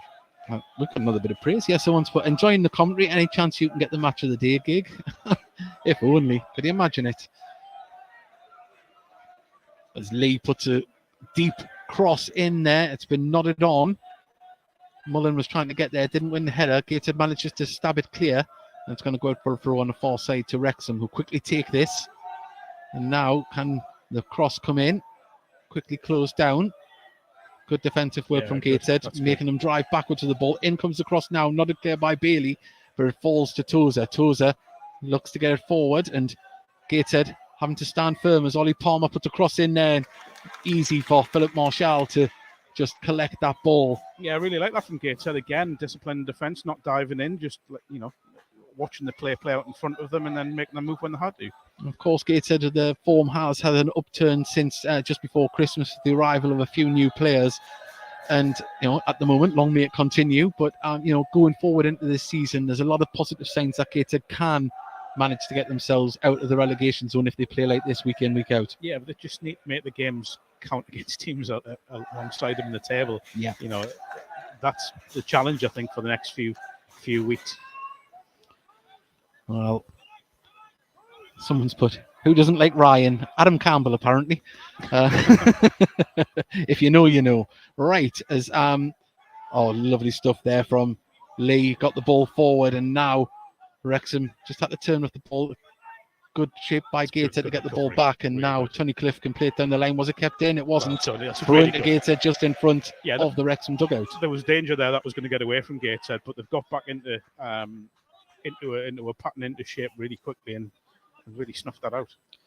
Yes, well, as I say, keep them messages coming in at Heed_Army. We'll read them all out before we go off air. And thank you to everyone that is joining. We hope you are enjoying the game so far. As Ollie plays a crossfield ball, picked out. As I say, they took the referee's face off. Kenton Richardson, who drives with it inside, gets it to Conter. Conter's going to put it back out to Campbell on the left-hand side. Campbell can drive with the ball now. Can he get it in there? Gets it to Lee. Not Lee. Sorry, Danny Elliott. Cleared by Wrexham now, and they are on the break. They're driving forward with the ball. Gated defenders sticking with him, and Mullen is driving absolutely fantastic. Brilliant. And lovely defending from Ethan Pye there. He got in front of him, didn't do anything silly, and just seen the ball out. Yeah, absolutely love that from Ethan Pye. He's done so well to again, I keep saying it, but he could have slid in, could have made the challenge, but he's just got his body in front of the man and just rode it out. That's absolutely sensational defending. Well, I say we didn't mention this. Well, we've mentioned it a little bit in commentary. Ethan Pye is normally the left back here. He's playing centre back, and Kent Richardson have swapped positions from normal games, and at the moment they're playing absolutely fantastic. As Bailey, free kick. Should have been a free kick, but Ollie, he's pulled it back. Yeah. Oh, why has he pulled it back? I think he's give that for that foul and push into the back there from Bailey. Yeah, I get that, but if he plays on, it must be head injury. Yeah, he is holding his head there. I think that's when he's down as well. Yeah, I think it is. Bailey's the only one down, so hopefully he's all right. Head injuries, of course, we've seen in our local region lately. A Darlington player, unfortunately, in a FA Trophy game, got a bleed on the brain, and we hope Paddy Armand is all right and on the mend. But head injuries, it's got to stop for it. We've got another message, just one from Jackie Hood in New Zealand, saying great commentary. Thank you very much. We've got so many messages coming in. I will endeavour to get through to them. Please do wait, and we will read out their messages. So thank you very much. Someone's put, where's the button for subtitles? Yes, I know the accent is a little bit thick here in the Northeast. Hopefully everyone around the world can pick up at least every other word. That would help. Sorry? I don't know. Owen Bailey is still receiving treatment on the halfway line, and we are seeing Elliot Forbes warming up down the line there. That would be a like-for-like replacement on bench. As Gateshead players take on water. at the moment and get some more instructions. We can hear the Wrexham fans on the far side. And once again, fantastic away following midweek, especially in winter, just after Christmas. Everyone's spent a lot of Christmas. It's great following. Just while there's a break in play as well. If you'd like to join us on the Heed Army podcast on Thursday night, 9 p.m, we'll be talking about this game, previewing the Wealdstone game at the weekend in the National League. And we'd love to hear from any Wrexham fans that are watching the stream or listening in. Yes. And it does look like Owen Bailey is Elliot Forbes. Hopefully it's not a concussion. It doesn't look like it's a head injury. He's wobbling his ankle there. So we hope Owen Bailey is okay and back fit soon. But we're going to see the introduction of Elliot Forbes, of course, a player that's come through the youth system here at Gateshead. Had a torrid couple of seasons with injury, but he's back fighting fit now. And let's say we'll be all right. And Alabama has its own accent, apparently. It's, I think we'll probably... Don't do it, Dave. I'm not... No, I wouldn't do an accent. Oh, yeah, I'm daft, bro. I'm not that daft. Yeah. Well, the free kick. It's a high defensive line here. They're going to have to win this, because they're not on from Ollie Palmer. And Tozer is a threat here. The ball comes in towards the edge of the box. Elliot wins the header and carried on away from Tozer by Tinkler. And it's a corner to Wrexham on our near side. Yeah, it doesn't look great for Owen Bailey, does it? No, he initially thought it was a head injury, but he must have landed awkward. I thought there might have been a clash of heads as he went into the back of the Wrexham player for the foul, but I wonder if the player landed on his ankle or something like that. But in comes the ball. It's a dangerous one, headed clear by Story. There's a lot of pushing going on in front of Phil Marshall there. Well, the ball is running for a throw-in on the far side, and Elliot Forbes is going to come on. Number 14 replaces Owen Bailey. And lovely to see Elliot back in the fray for Gateshead. But we hope that Owen Bailey recovers quickly from whatever has happened there. I'd probably just give up on the PA, if I was the PA, it's not working very well, the PA system today. As we're going to have another long throw from Tozer. In it comes. It's looping. Marshall comes out, didn't get it. It's all over the place. It's been given. It's went in the back of the net. Marshall couldn't get onto it, and Wrexham managed to nod it on forward towards the goal line, and over it went. There was a clearance in vain from Pye, I think it was, that put it into the roof of the net. And we said before the game that throw was going to be dangerous. I'm just watching the Gateshead dugout. Rob Elliott there asking the fourth official why the linesman was flagging. My first instinct was he given a foul. I thought that initially, but then I think what he's flagging for was because it's gone in. Yeah. In case the Gateshead player cleared off the line, I'm sure it was. Yeah, disappointing. If a goal was going to come from Wrexham, it was always going to come from that sort of goal, that sort of setup. Didn't see who got the final touch. Apologies to the Wrexham viewers. We'll get that very shortly. But it was a scrappy goal. But Wrexham, they've got the height, they've got the throw. Tom O'Connor. It's Tom O'Connor that put it in, was it? Congratulations to him. But Gateshead, they'll be disappointed with the manner they've conceded, especially the way they've played so far in this game. Yeah, they've got hit back straight away. Well, the ball is going to go out for a Gateshead throw here. As Tinkler takes it, quickly gets it to Ollie. Ollie nods it to Campbell. Can Gateshead get a quick reply as the ball comes in? Oh, it is taken away from Castro. Castro kept it in. It isn't finished yet. Oh, just past the post. Oh, wow. Exactly the sort of reaction that Gateshead needed. Well, not a chance to breathe in this one. But at the moment, it is Wrexham 1, Gateshead 0 here at Gateshead International Stadium. And I need to correct the score on our YouTube feed, which I'll quickly do. But it's only right why there's a bit of a lull in play that I just point out for those at home that Dave has a unicorn mouse here. I do, and it's not because I love unicorns. It's just because it was reduced to Dave. Everyone loves unicorns. I do, but it was reduced at Walmart or Asda. It is in England. £1.50 bargain. Dangerous free kick here for this is for Wrexham, around 40 yards from goal. O'Connor over it again.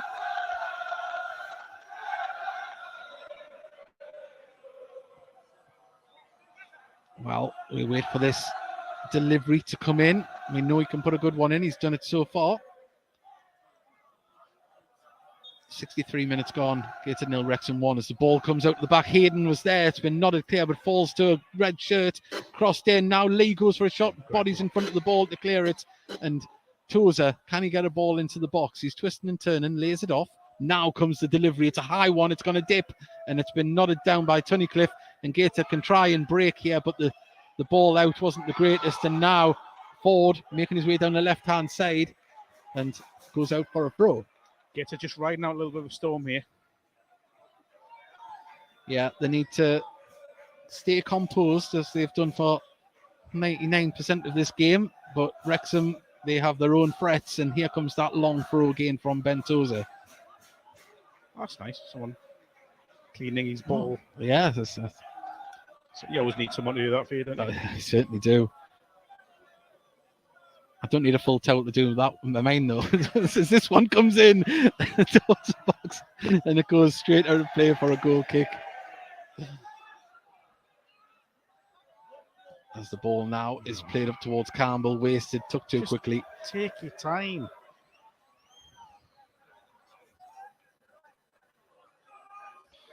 Not quite Hollywood, but we've got a message from our chairman, Neil Pinkerton. I hope he's enjoying the stream. I can't get the message up. But yeah, there we go. Very big thanks to our chairman. He's in a snow in Tallinn in Estonia.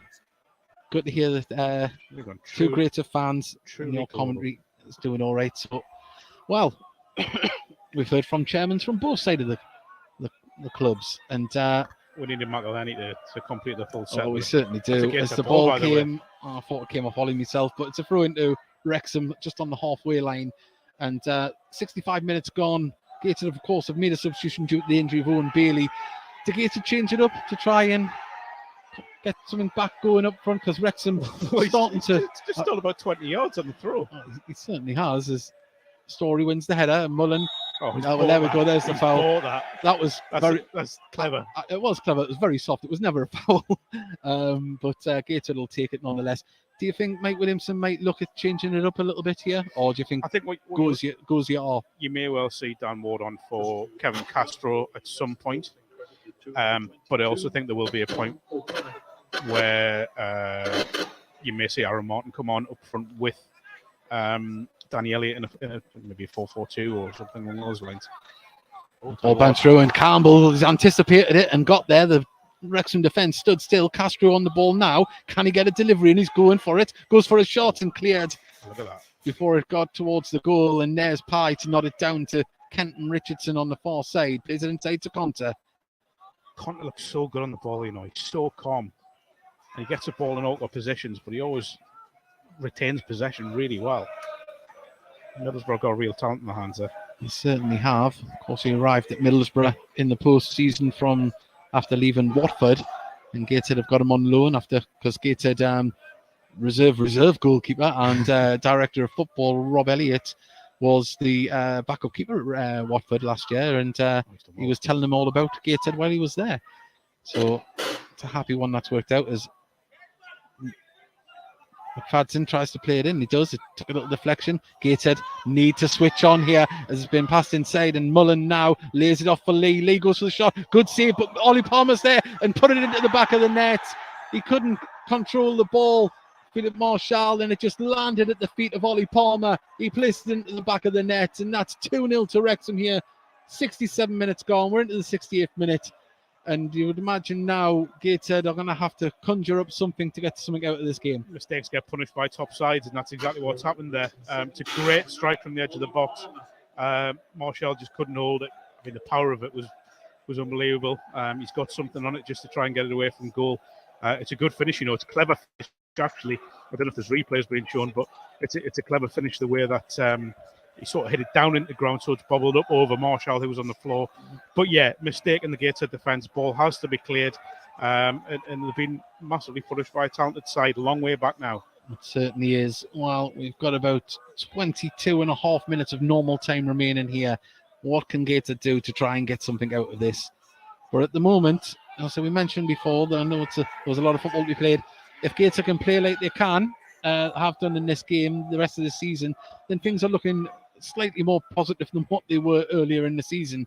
As the ball is pinged up towards Tinkler, he didn't win the header, didn't even get off the ground, and the ball is going to be hooked clear now by Tozer, and it's going to go bounce all the way through to Marshall, who comes out his box, and he puts that right up in the air. It's going to come down on the halfway line.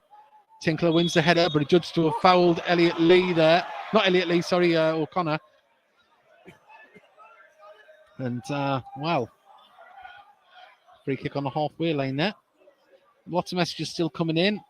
Kai Roberts has put Ollie.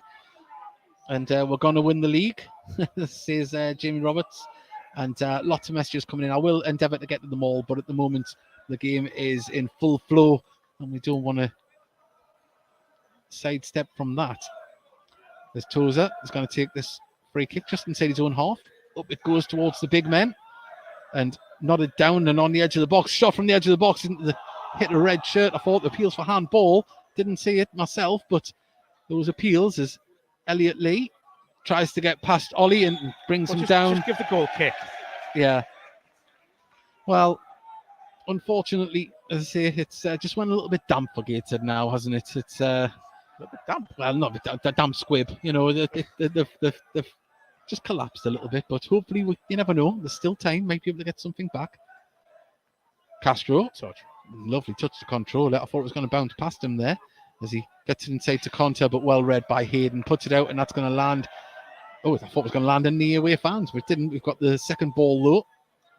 Looks like there is going to be a substitution made on the Gateshead bench. It's now Conter. Plays it across to Tinkler. Tinkler's touch. Found himself some space. Plays it through the centre to Elliot. Elliot now can lay it off to Castro. Castro, and lovely foot control. Plays it out onto the far side. Can we get a delivery into the box? We can. Nodded clear by Tozer, though.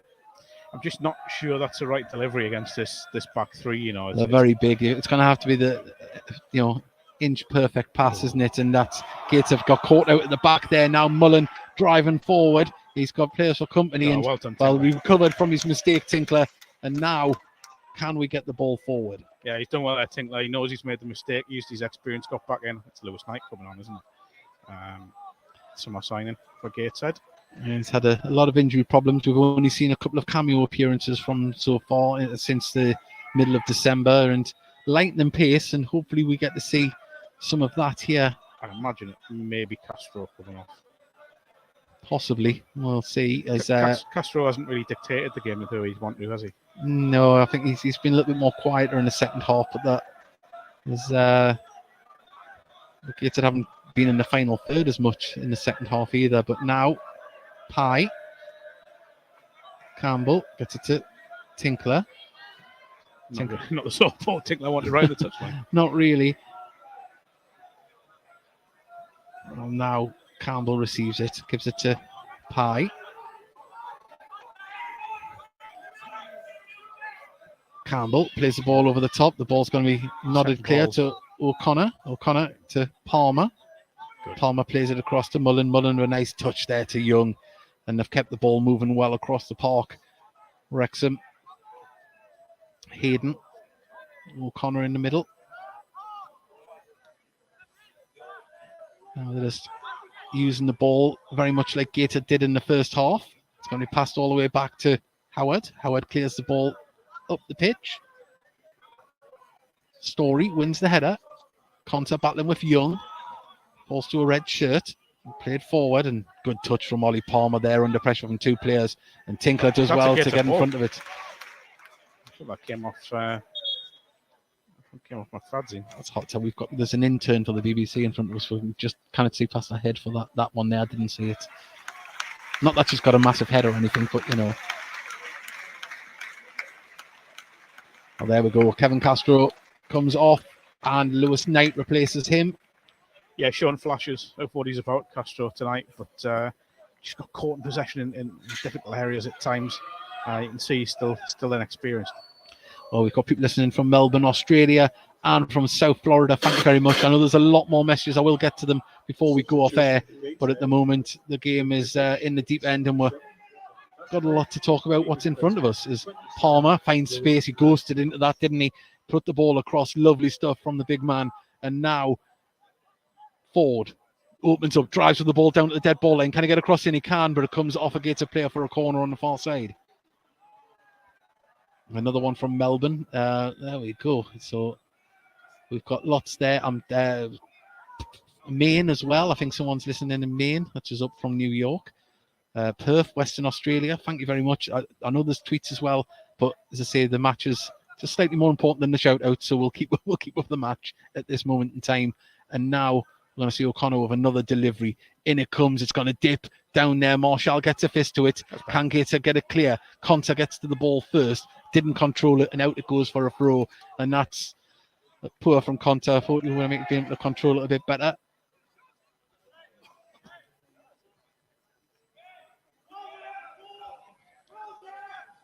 Someone's listening from hospital as well there. David Coyne, hope you're all right. Oh, and that's a push by Tinkler there. He needs to be careful. That was a needless one there. He just put the hands in the back. And this is a free kick in a dangerous position. It's just as good as a corner. And I think a little bit of frustration coming out in the Gateshead players.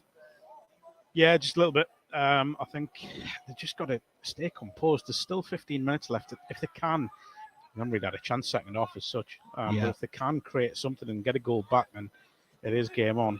I mean, it's got to be said that Wrexham have come out and stamped a little bit of authority in the second half. And far better side second half. Well, we get another delivery into the box here. The big men are up there. Palmer's practicing his jumps at the back. In comes the ball. It's it's dipping, and it's been cleared. And it's going to go out of touch for another throw to Wrexham.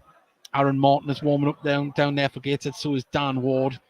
Is it worth another throw of the dice? And there's a lot of phones up on the far side there. It's like a starry night in the away end.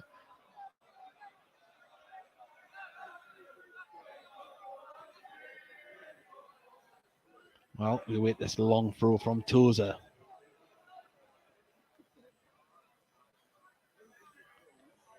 In it comes. It's a long throw headed out. Falls to Elliot Lee. Lovely control to twist and turn his man. Plays it in. And it's crossed away. Now the shot comes in from the far side. It was an audacious one. But, when you're 2-0 up, you can afford them that. Try stuff like that, yeah. Wrexham, like you say, have just put a bit of authority on the game. They look dangerous, don't they? In every attack at the moment. Ivor from Bod in Norway. We normally have Arvid from Oslo tuning in, big Gateshead fan. So I will endeavour to get through. There's lots of messages there. I'm not ignoring them, but just the game is quite good at the moment for a Wrexham perspective. But Gateshead, can they claw something out of this? Can we have a grandstand finish? 77 minutes gone on the clock. The ball across to Tinkler wasn't the greatest. Story goes up in the air, wins the ball, and he was fouled by Mullen there in the process. Good to see the referee's got a second arm, isn't it? It certainly is. First decision I think he's given Gateshead in the second half. Now, there was one down there before. There's Elliot Forbes. Goes inside to Danny Elliott. Danny Elliott goes for a long one. Oh, and it wasn't too far away. Frustration there. But this is what I was wanting to see, hoping to see. Yes, he is going to be coming on. Aaron Martin. I thought for a second he was going to be coming off. I was just about to say, I've been looking forward to seeing Danny Elliott and Aaron Martin play together up front. And we are going to see, there we go. Commentator's curse. He is coming off Danny Elliott for Aaron Martin. I would have liked to have kept them on and had the two bigger men up there for a bit more of a threat. But what can Aaron Martin do? The time to make a name for himself. 78 minutes gone. And if you are joining us here on the National League stream or on the Heat On Me podcast commentary service, thank you very much. But it is 2-0 to Wrexham here at Gateshead International Stadium. Good first half for Gateshead. Second half, Wrexham have just overshadowed it and got themselves some goals. And now Ollie Palmer drives with the ball. He's going to shoot from the edge of the box. Lays it off to Elliot Lee. Lee gets it back to Palmer and he goes down there. And it was all legs, but Gateshead trying to break, and Knight was never going to get to that in front of Hayden. Ball comes back up towards the Gateshead defence as Story gets it up to Ollie. Now Kenton Richardson just slows it down. And the ball to Lewis Knight, plays it back to Ethan Pye.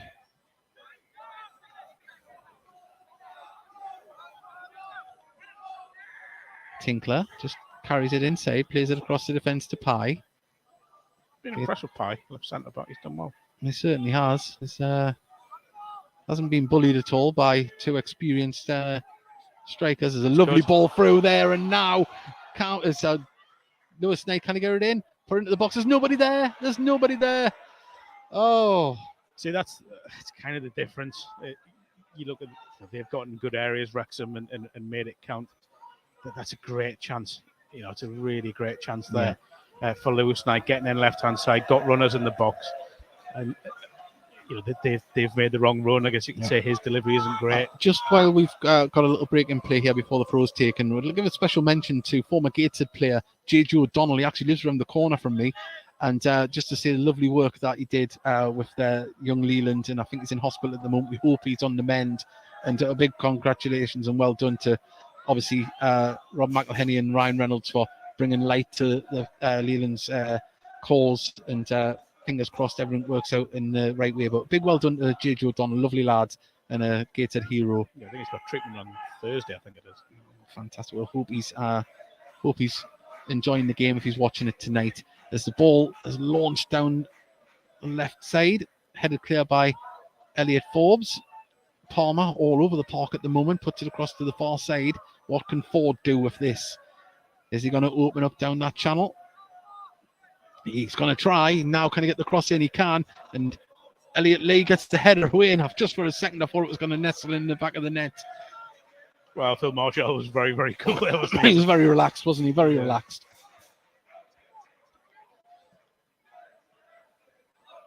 Conte. It's another example of what I mean there. He's under pressure, facing his own goal. He's done very well. He's carried the ball forward 30, 40 yards. Now lays it out to Kenton Richardson. Ball over the top, looking for the run of Campbell, but Hayden's there. It's got to be a better ball than that to get past the legs of Hayden and Tozer and Tunnicliffe. And now Mullen opens up on the far side.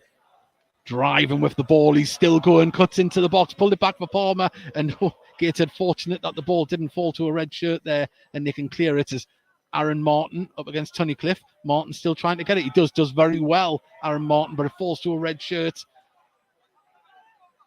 Elliot Lee found O'Connor.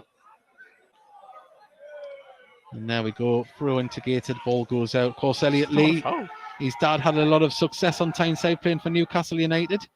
Legend.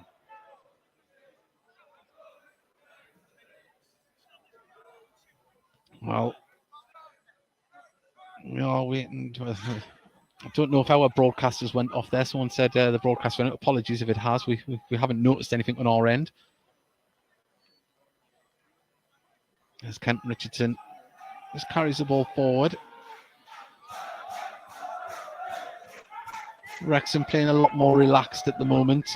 Yeah, I think a little bit like I said at half time, they've just worn Gateshead down a little bit. They've definitely been the better side setting off. Well, Lewis Knight's going to try and open up, and what speed he's got. He got past Elliot Lee, but lucky Lee didn't make a connection for himself there, because that would have been a foul tackle from behind. Kenton Richardson. Campbell drops deep for support. Back to Kenton. And Campbell lofts it up towards Knight, but a little bit too much of that from Gateshead setting off. The quality of the service in the front man just hasn't quite been good enough. Yeah, and as I mentioned, three centre backs like that, they're going to eat it up all day, ball in the air, and has to be just a little bit better. I just think they've gone away a little bit from what they were doing good first off, where the balls and the channels were working. Well, driving forward with the ball, Conte looks out, puts it out to Tinkler. We need the delivery in, becomes the ball and didn't find a shirt. Conte couldn't bring it down, but across comes Story to pick up the loose ball. Gets it back to Tinkler, back to Story. Looks up. Conte. to Story. It's all on the right-hand side of the pitch, in the middle to Elliot Forbes. One or two people shout and shoot, but he lays it off to Campbell on the far side. Campbell driving forward of the ball. Does he fancy a shot? Lays it off to Elliot Forbes. Gateshead camped out on the edge of the Wrexham box at the moment. Elliot Forbes puts the ball towards Aaron Martin at 1,000,000 miles an hour, and it's being cleared. And it's going to go out for a throw just in front of, just past the Wrexham dugout.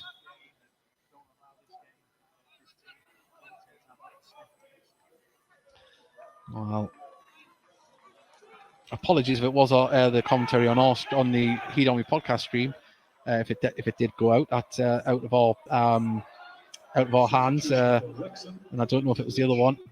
To the National League TV. Apologies, as I say, it's still in its infancy, and hopefully it hasn't spoiled your viewing pleasure tonight, or this morning, or this afternoon, or early morning, wherever you are watching in the world. But once again, thank you for joining us. It's been an enjoyable one, Mark, although on a Gator perspective, a little bit disappointing the second half hasn't carried on where we went from the first half. Yeah, it has, and obviously I think I'm right in saying Oldham are winning as well, which is a blow. But I think Gateshead have shown enough in spells tonight to suggest that they can. Handball, surely handball. Well, I think Wrexham's got away with one there. There's been a substitution. Dolby is on there. I didn't see who came off. I think it must have been Palmer has left the action there. Sorry, I did miss that. As the ball comes across the Story now, we've got about just over 5 minutes remain. It would take something special for Gateshead to get something out of this. Or can they carve a chance out?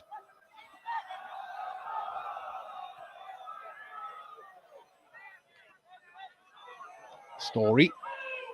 Tinkler. Aaron Martin was shouting for the delivery, but he was surrounded by red players. Red shirts. Gateshead enjoying a good spell of possession, but they need to get the ball into the box, in and around. There's Conter holding it up, gets it back to Tinkler.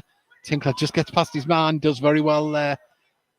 Gets it, lovely ball to Campbell. Can he get a shot? Pulls it across, drags it wide. And you just hope that he would have pulled that back across to the oncoming Gateshead attackers. But there we go. No problems with the commentary cutting out in Wrexham. Well, it must have been on the national TV stream, so apologies for that. I don't know what went on with that, but 1,422, including 686 Wrexham followers. Well, 1,482, 600 and was it 86? Yeah, Wrexham followers. A fantastic effort, and they'll be going home happy tonight with what they've seen here, going top of the league. Unless Gateshead can conjure up a miracle here in the dying moments of the game. But Mark, on a Gateshead perspective, we've seen flashes. We've seen, a good showing in the first half, and against a lot of teams in this league, a lot of them aren't as good as Wrexham. They aren't going to carve it out. I would argue probably 22 of them aren't as good. Well, the league states that at this moment in time. Yeah. But yeah, there's got to be positives for Gateshead.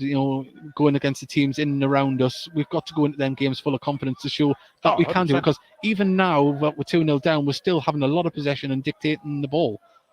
Yeah, and it's just that. We'll see that Mullen now puts the ball through for Dolby. Beat the offside trap. Nice tackle from Story, but it falls to Elliot Lee. Elliot Lee sees a crossfield ball there to Ford. Good vision, brings it down. And now, can he drive forward like we've seen him do so many times? Gets the ball back, and Gateshead managed to intercept and clear the ball themselves, coming down the right-hand side through Tinkler. We've got someone there, listen, North Georgia, Daniel Haas. Thank you very much. I'm sure there's lots of tweets there. Thank you very much to everyone that has. If you could like and subscribe to our Heat Army YouTube channel, that'd be amazing. If you'd like to keep up with tabs, and who knows if we play each other again in the future, we do speak to the Wrexham podcasts, and so have a lovely relationship, and hopefully we can keep that going. But just tried to do too much with the ball there, Lewis Knight. I think it's a case of just trying to show what he can do. Obviously, he's had a frustrating season with injury, and obviously coming on as well when you're behind is always it's a big ask for a striker to come on, isn't it? I think it's a big ask for anyone to come on in a game like this. You look at, like you say, you're right. He's had injuries this season. He hasn't really had a chance to really have a run in the team. So when he comes on, he's probably feeling under pressure to make an impact. Nice strength there from Martin, but he's put the ball too far in front of him. Looks like James Jones is going to come on for Wrexham, another substitution. But at the moment, Pye is going to play it across. I think that over the 90 minutes, there's no doubt Wrexham deserve the win. But what I would say is that it is the mistakes that they punish more than anything else. Yeah, it wasn't like we were carved open. It was one of them. Oh, that's good. So can Campbell get the shot off? Oh, and deflected. Good defence from Wrexham to get a body in the way. Back to Campbell. Campbell looks like he's got Conter. Conter appeals for him to shoot. Tried to go for it now. Story goes for the shot. Grass cutter into the keeper, gets that one. And Howard started to do that at his own pace, really, didn't he? It was a good save, but it wasn't. It's a sort of save you expect any competent keeper to make, to be fair. Well, as I say, we've got a minute and a half normal time remaining. We'll just say thank you to everyone that has interacted with us. We do try and make an interactive commentary here, and foul given on the far side. And we're just very appreciative that you have tuned in, and hopefully you've enjoyed it. I will say going forward, good luck to Wrexham for the rest of the season. And as I say, if you push on, remember that you once played us and once listened to us as well. You're not going to get any better than this when you go up the leagues. So we'll see what happens. But no, in all seriousness, thank you very much. And as I say, we hope that everyone has enjoyed it, whether you've listened to audio or you've been watching on National League TV streaming service. Wow. And news from our neighbours across the river. They're 1-0 up in their semi-final, Newcastle United. So they've got half a boot into the final. They've got another leg to go. Played in 2 weeks' time, I think it is. Next Tuesday. Next Tuesday. So, well, they must have been watching Gateshead on how to play. Oh, and poor well ball done. there. Well, foul on Mullen there, and so we've got 20 seconds left of normal time remaining here. You would hazard a guess with the substitutions, maybe 3 minutes added on, and yeah, it's really good. I'll have a quick look at tweets, see what we've got. Big thank you to everybody. It's been really. Oh, 1 second. I've got another message from somebody here. I'll just double check what that says. Also, as well, we've got the 6 minutes added on. There is, yes. And the match sponsors today here at Gateshead are Tyre Spot as well. So big thank you to them for supporting the club. Really good. Well, is that 6 minutes there? Wow. Still on. It's still on. The comeback's back. Start panicking, Reynolds. Start panicking. This is where it happens.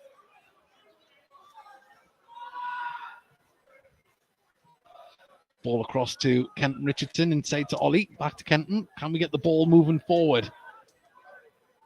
Ball over the top for the run of Lewis Knight. Didn't get there, but Gates trying to pick up the second ball.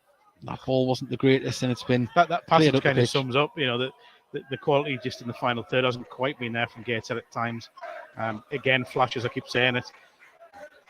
Oh, that's a quite one. I'll let you read that one at the bottom there. I can't read. You can't read. It's me that cannot read. I've got my glasses. Oh, hang on. It's been cleared by Wrexham all the way up towards Ethan Pye, who nods it down into the path of a Wrexham player. And now Mullen one-on-one with the keeper. He finishes it. He puts it into the back of net. 3-0 to Wrexham. And yet again, Another gifted mistake. goal. Yeah, Another I can't argue with the facts. They are 3-0 up. They deserve it. But Gateshead, at the end of the day, have gifted these goals to Wrexham. It's mistakes again and again. Last season, National League North, you might get away with it. You might get away with it with teams at the bottom end of the National League even. But when you're playing teams that will inevitably be playing Football League next season, if not, if they don't make it this season, I'll be shocked. But they certainly will in the very near future. Well, on this showing, they are definitely going to be there or thereabouts. It's just clinical. It certainly is. We've got lots of messages. I will get them out soon. Please don't worry. I'll get them before we leave. I will not go off. Hopefully they keep us on air on National League TV where we can read out those. But I will say a 3-0 feels slightly harsh on Gateshead. It does. And from a Gateshead perspective, it's a little hard to take after the first half performance. But you're going to be sloppy at the back and let the ball loose and play it into a Wrexham player. Then the way they've played all season, you are going to get punished like that. Oh, 100%. And you can go back to and I think it's a relevant argument to say that the budget difference between the sides. the calibre of players that they brought in. This is still a good Gateshead side. I think they're in a false position. I think they are better than what they suggest, than what the league position suggests. But they are playing a very, very, very fine side here. Aaron Martin goes up in the air, but Tony Cliff wins the header. Aaron Martin pick up the loose ball, nodded inside. Can Gateshead carve something? No. Just too many red shirts there. Ollie got his foot to it and got it forward. Now out to Conter. Conter cuts into, nice movement inside. Nice little flick. Can they get a shot off? Oh, peels for a penalty there, but Gateshead still in possession. Elliot Forbes plays it into Ollie. Ollie leaves it. Ollie tries to get it back. Ball going to come through to Campbell. Can he get there? Howard quickly off his line. Good goalkeeping once again. When he's been called upon today, he's delivered, hasn't he? Yeah, I mean, he hasn't a lot to do second half. I don't think he's been tested enough. Made that really sort of basic save, I guess, from Louis Story. Guess I just haven't tested him enough second half, I don't think.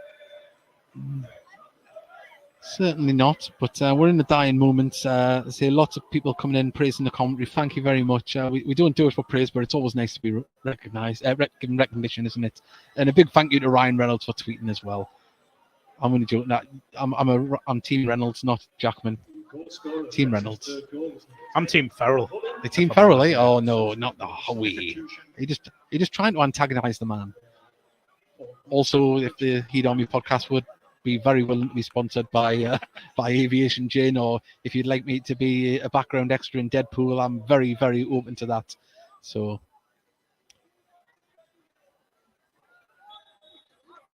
well, we're back underway from that throw. Ball launched up, and they're just getting it towards the corners, going through the motions here. Wrexham doing what you'd expect. 3-0 up, yeah. It's 3 players all around Albi on the far side there.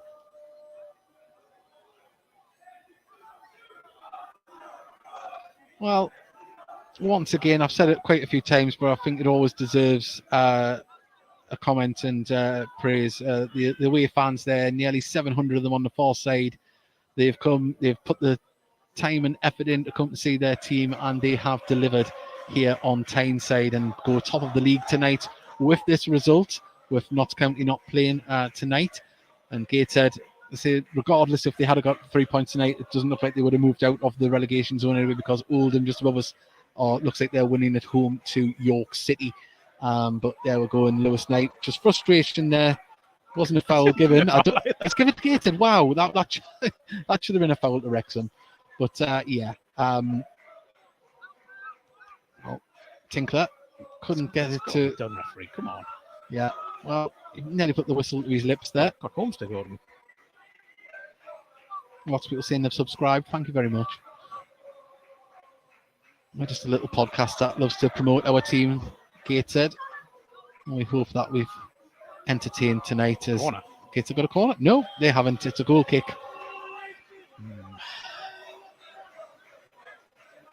And once again, a special mention to the match sponsors, Tyre Spot, for their support to Gateshead throughout this season and over the many seasons.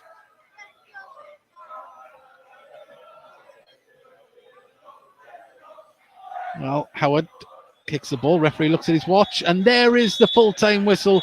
Wrexham run out 3-0 winners here on Tyneside. It was a tough game in the first half for Wrexham, but in the second half they showed their class and pounced on mistakes from the Gateshead defence to make it 3-0. And Mark, it's been an absolute pleasure to do this commentary with you. We've had a lot of nice messages, but great win for Wrexham. They're top of the league. They've done what they've come to do, and you can see why they're up there challenging, can't you? Yeah, a lot of quality throughout that side. They know they've been given a game here certainly for the first 45 minutes. They know they've had to step it up second half, which they've done. They've shown the class. Tell you what is worrying, just looking in front of us, Owen Bailey limping off. This does not look good. Yeah, in the second half. He's being helped by the physio and the club doctor as well, I think it is there. I'm just going to go through mention names. We've got a lot of lovely comments about commentary. Thank you so much. It's not what we do it for, but Barcode Mark has said great commentary. Colin Acton, Gemma Owen, and we've got Jay from the East Side in New York. Commentary was fantastic. Best luck for the rest of the season. Dwayne Williams played well tonight. Awesome commentary. Thank you. We've got lots of messages coming in. If I miss anybody, I do apologise. Quality chat tonight says Josie Denon, and we've got another one here from Kevin Caswell Jones. Great comment tonight, thank you. And then on our chat facility on YouTube, Joel Martinez Vasquez put great commentary, and thank you very much. I'm not reading this to be egotistical, but thank you very much. Well, a little bit. And just loads of people, thank you very much. I will like and respond to every comment on YouTube. Say this has been a pleasure to bring you this game. Unfortunately for Gateshead, it wasn't to be, but Wrexham go top of the league tonight. And just one final thing to say, Ryan Reynolds, you've made my night by tweeting back to me. My lass is going to be absolutely devastated. Yeah. And anyway, thank you very much, everyone. I hope you are safe and well wherever you are in the world, and have a lovely night or rest of the day wherever you have been watching or listening. Thanks for Thank you listening. and bye.